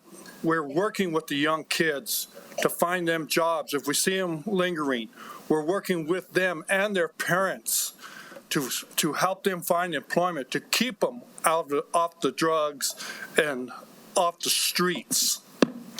If we work with the industries that are coming into the west side, work with them and demand that they have programs that hire within the district, we can solve a lot of problems in our own district. But it takes a community, a neighborhood association to get this started, as we do need more officers, but we all understand the process with that. It'll come in time, and we hope it comes in time like that. As with guns and stuff like that, I love guns. I'm a concealed weapons carry permit holder. Guns don't kill people, people kill people. I've protected my family with my guns and my neighborhood. So if we can put all this mental health and drug issues to the side and start focusing on the neighborhoods and the communities, we might solve problems. We might solve some issues. Thank you. Thank you, Donald Wood, and our last, Peter Zollinger. Commissioners, well, first on the crime, I disagree with the previous speaker. As to people killing people, you're not really going to solve that until you take the pistols away. What I would like to see, I doubt very seriously if this is politically possible, but I would like to see no barrel shorter than 18 inches. Now, crime in general. Given real human beings as they really are, this will not abate with the people who commit street crimes, commonly called blue-collar crimes, until their economic situation abates. Okay? You ask about the economics, Commissioner Benson. I claim no special knowledge. What I do feel is that there are people in this state who do have it. They will be working for the Lujan Grisham administration. And as I stated before in my opening remarks, give these people a chance. They have the knowledge to help our economic situation in this state, which will help if we do get people into better situations, will help not only our crime situation, but our general educational situation. These kids who score poorly on these tests pretty much come from family situations where they really can't concentrate on their situation. If the family's economic situation was better, maybe that would change. So let's get behind. I realize this is partisan. I'm obviously the most partisan person in the room, given my history. But let's see what our people who know what they're doing in Santa Fe, and they are Democrats, let's see what they can do. Thank you. Thank you. Any further questions or comments for applicants? Madam Chair? Yes, Commissioner Commissioner O'Malley. Thank you. Are we going to start to nominate the nomination process? Yeah, I will now call for motions to Thank you. nominate. I asked to be, Madam Chair, if you would please. Yes, Commissioner O'Malley. Thank you. I just want to reiterate that this is my district. 90% of it is in District 1. It's my honor to nominate Julie Brasatovic. I actually recently met her, relatively recently. I met her through Commissioner-elect Barbara Baca. I have been so impressed with her experience, her knowledge, the work she has done. Someone mentioned that she would be sort of a fresh start to serve this district, and I have to agree. She's not a political insider. But her experience as an educator, I think, is a super key. We are, as was mentioned, that we're about to open up the coffers for education, and the voters decided that to support that constitutional amendment. And I was one of them. And I'm glad that it came before us for a vote, because that was the right thing to do. And I think it's going to be important to have someone of her experience as an educator looking at what our educational needs are and what our educational future is all about. So I think that's great. I also wanted to, she mentioned that she had it's looked like over 100 people in the community put in letters of support. And there were some that were in her district and there were some were not, and that's true for all the candidates. Some people were in the district and some were not. But I do want to make the list of elected officials, which I think is really important. Senator Linda Lopez, Patricia Roybal Caballero, she is a state representative. Senator Antoinette Cedillo Lopez, Senator Harold Pope, who's the Senate Majority Caucus Chair, Representative Eleanor Chavez, Senator Bill Souls, former Senator Dee Dee Feldman, Glenna Voigt was the Vice Chair of the Public Education Commission, Yolanda Montoya Cordova, who was the President of APS Board of Education, Melissa Armijo, which is the Public Education Commissioner for District 1, Alan Brar is running, he's the Public Commissioner for District 3, he's running unopposed, State Senator Jerry T.C. Pino, Senator Bill Tallman, former APS board member, Candelaria Candy Patterson, many of us know her, and of course Bernalillo County Commissioner-elect Barbara Baca. So I would like to nominate. I'll second that. And thanks for comment. I'd also like to nominate Steve Gallegos. We heard from Mr. Gallegos, who I met for the first time at a fentanyl summit that the county held. I met him there, but I'd heard a lot about him because of his previous work as a former county commissioner. So I'd already heard about him, was pleased to see him on his own accord at that fentanyl summit. I think it is important that he has over 20 years across state, city, county government, so knows the work, could hit the ground running. During my own path for public service, I was there was an appointment option as well. The governor at that time decided to leave it up to the voters and appoint someone who would agree not to run again. So I was able to talk to Mr. Gallegos, and his interests are to get in, try and get some things done, use his experience to really be able to do that kind of service in a short notice, and that he would not run for this seat, leaving it up to the voters of the district to be able to make this decision. So I'd like to submit my nomination for Steve Gallegos. Madam Chair. Second. I'll second. Okay. Thank you. I really just wanted to make a comment. Yeah, okay. Okay, thank you. I just wanted to comment that in all the emails that we've gotten, nobody has said anything bad about Mo Maestas, and except that his wife is a lobbyist, and Madam Chair Barbeau is a lobbyist, but that doesn't make her a bad person. So I just wanted to mention that I haven't heard anything bad, and if I just lined up all the resumes, I would say that Representative Maestas probably has the best resume and the best experience for this job. He also, I know you're talking about numbers of emails we've gotten, but Mr. Maestas did get 100% of the vote in his last election, which was over 7,500 votes. So I think that speaks a lot.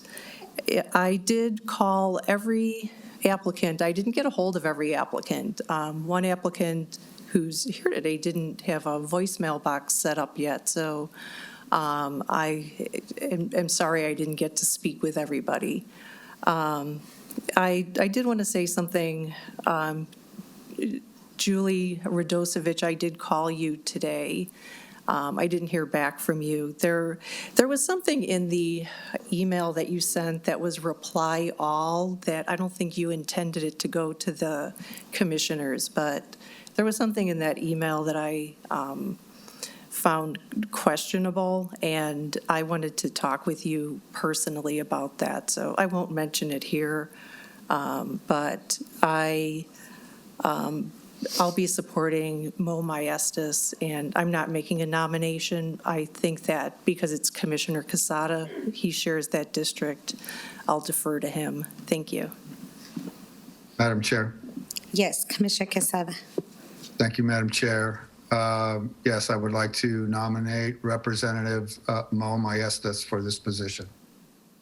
I think his resume speaks for itself. I think his dedication to the community speaks for itself. I'm going to say that everybody who has submitted their resume is very impressive.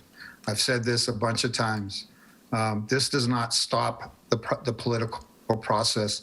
This does not stop people from running for office. This does not stop people from getting their vote in. To put conspiracy theories forward sounds a lot like MAGA to me. But at the end of the day, yeah, you can roll your eyes. That's okay. The whole world saw that. That's fine. I'm glad the whole world saw it. But that's the truth, right? You have no facts to base your conspiracy theories. I think this wasn't the place to have that conversation, but since you brought it up, this is not the place. We're here to appoint. That's our job.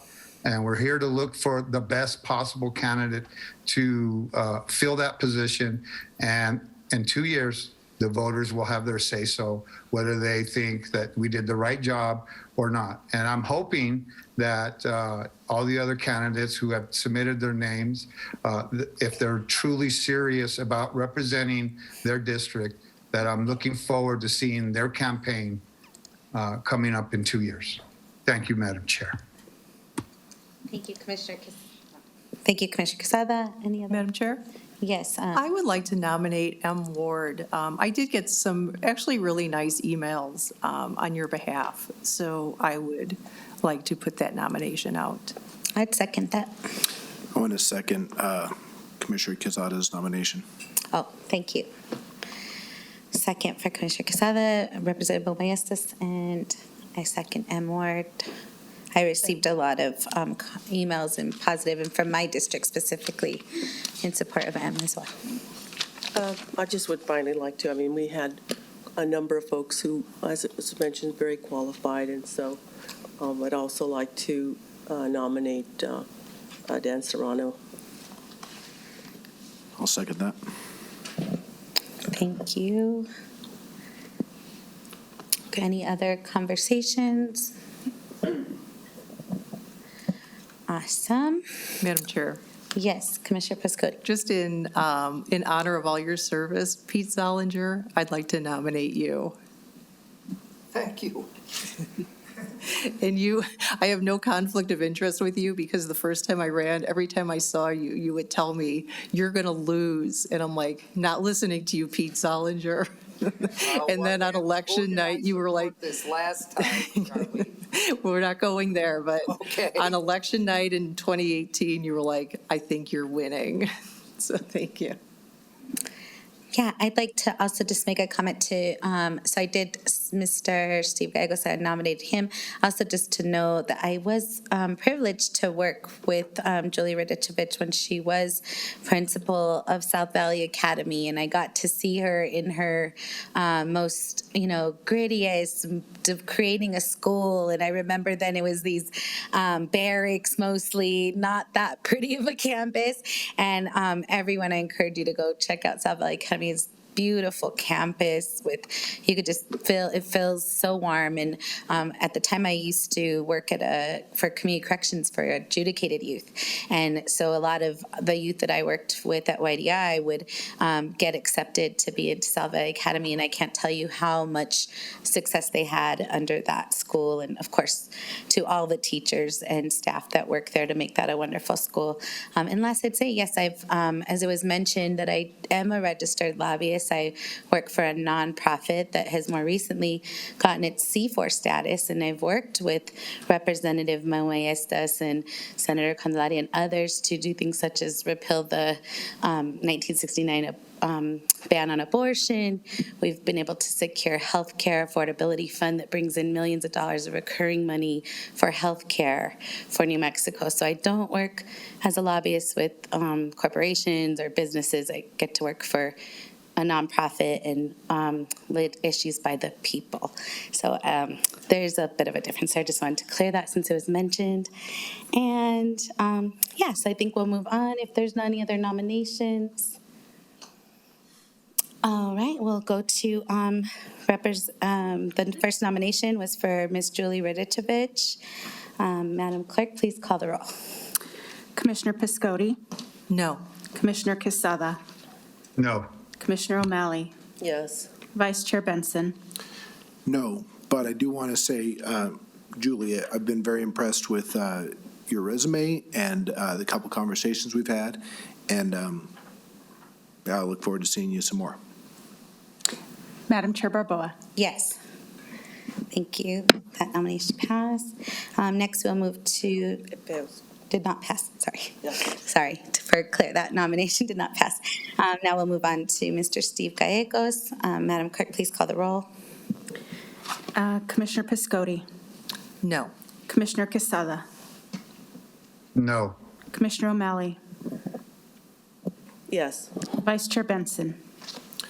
No. And I Matt. want to thank you, Steve, for throwing your hat in the ring. I'll say this for every candidate. So thank you for everything you've done before and soon to be. Madam Chair Barboa? Yes. That nomination passes. On to Representative Antonio Maestas. Madam Clerk, please call the roll. Commissioner Piscotti? Yes. Commissioner Quesada? Yes. Commissioner O'Malley? No. Vice Chair Benson? Yes. Madam Chair Barboa? No. Thank you. That passes.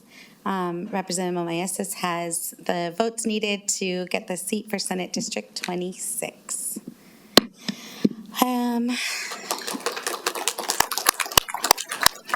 So after we adjourn, we will meet with staff about the swearing-in process and how to best handle that with Representative Maestas. I want to thank every member of the public that came both in person and on Zoom to participate in both tonight's regular meeting and the appointment for Senate District 26.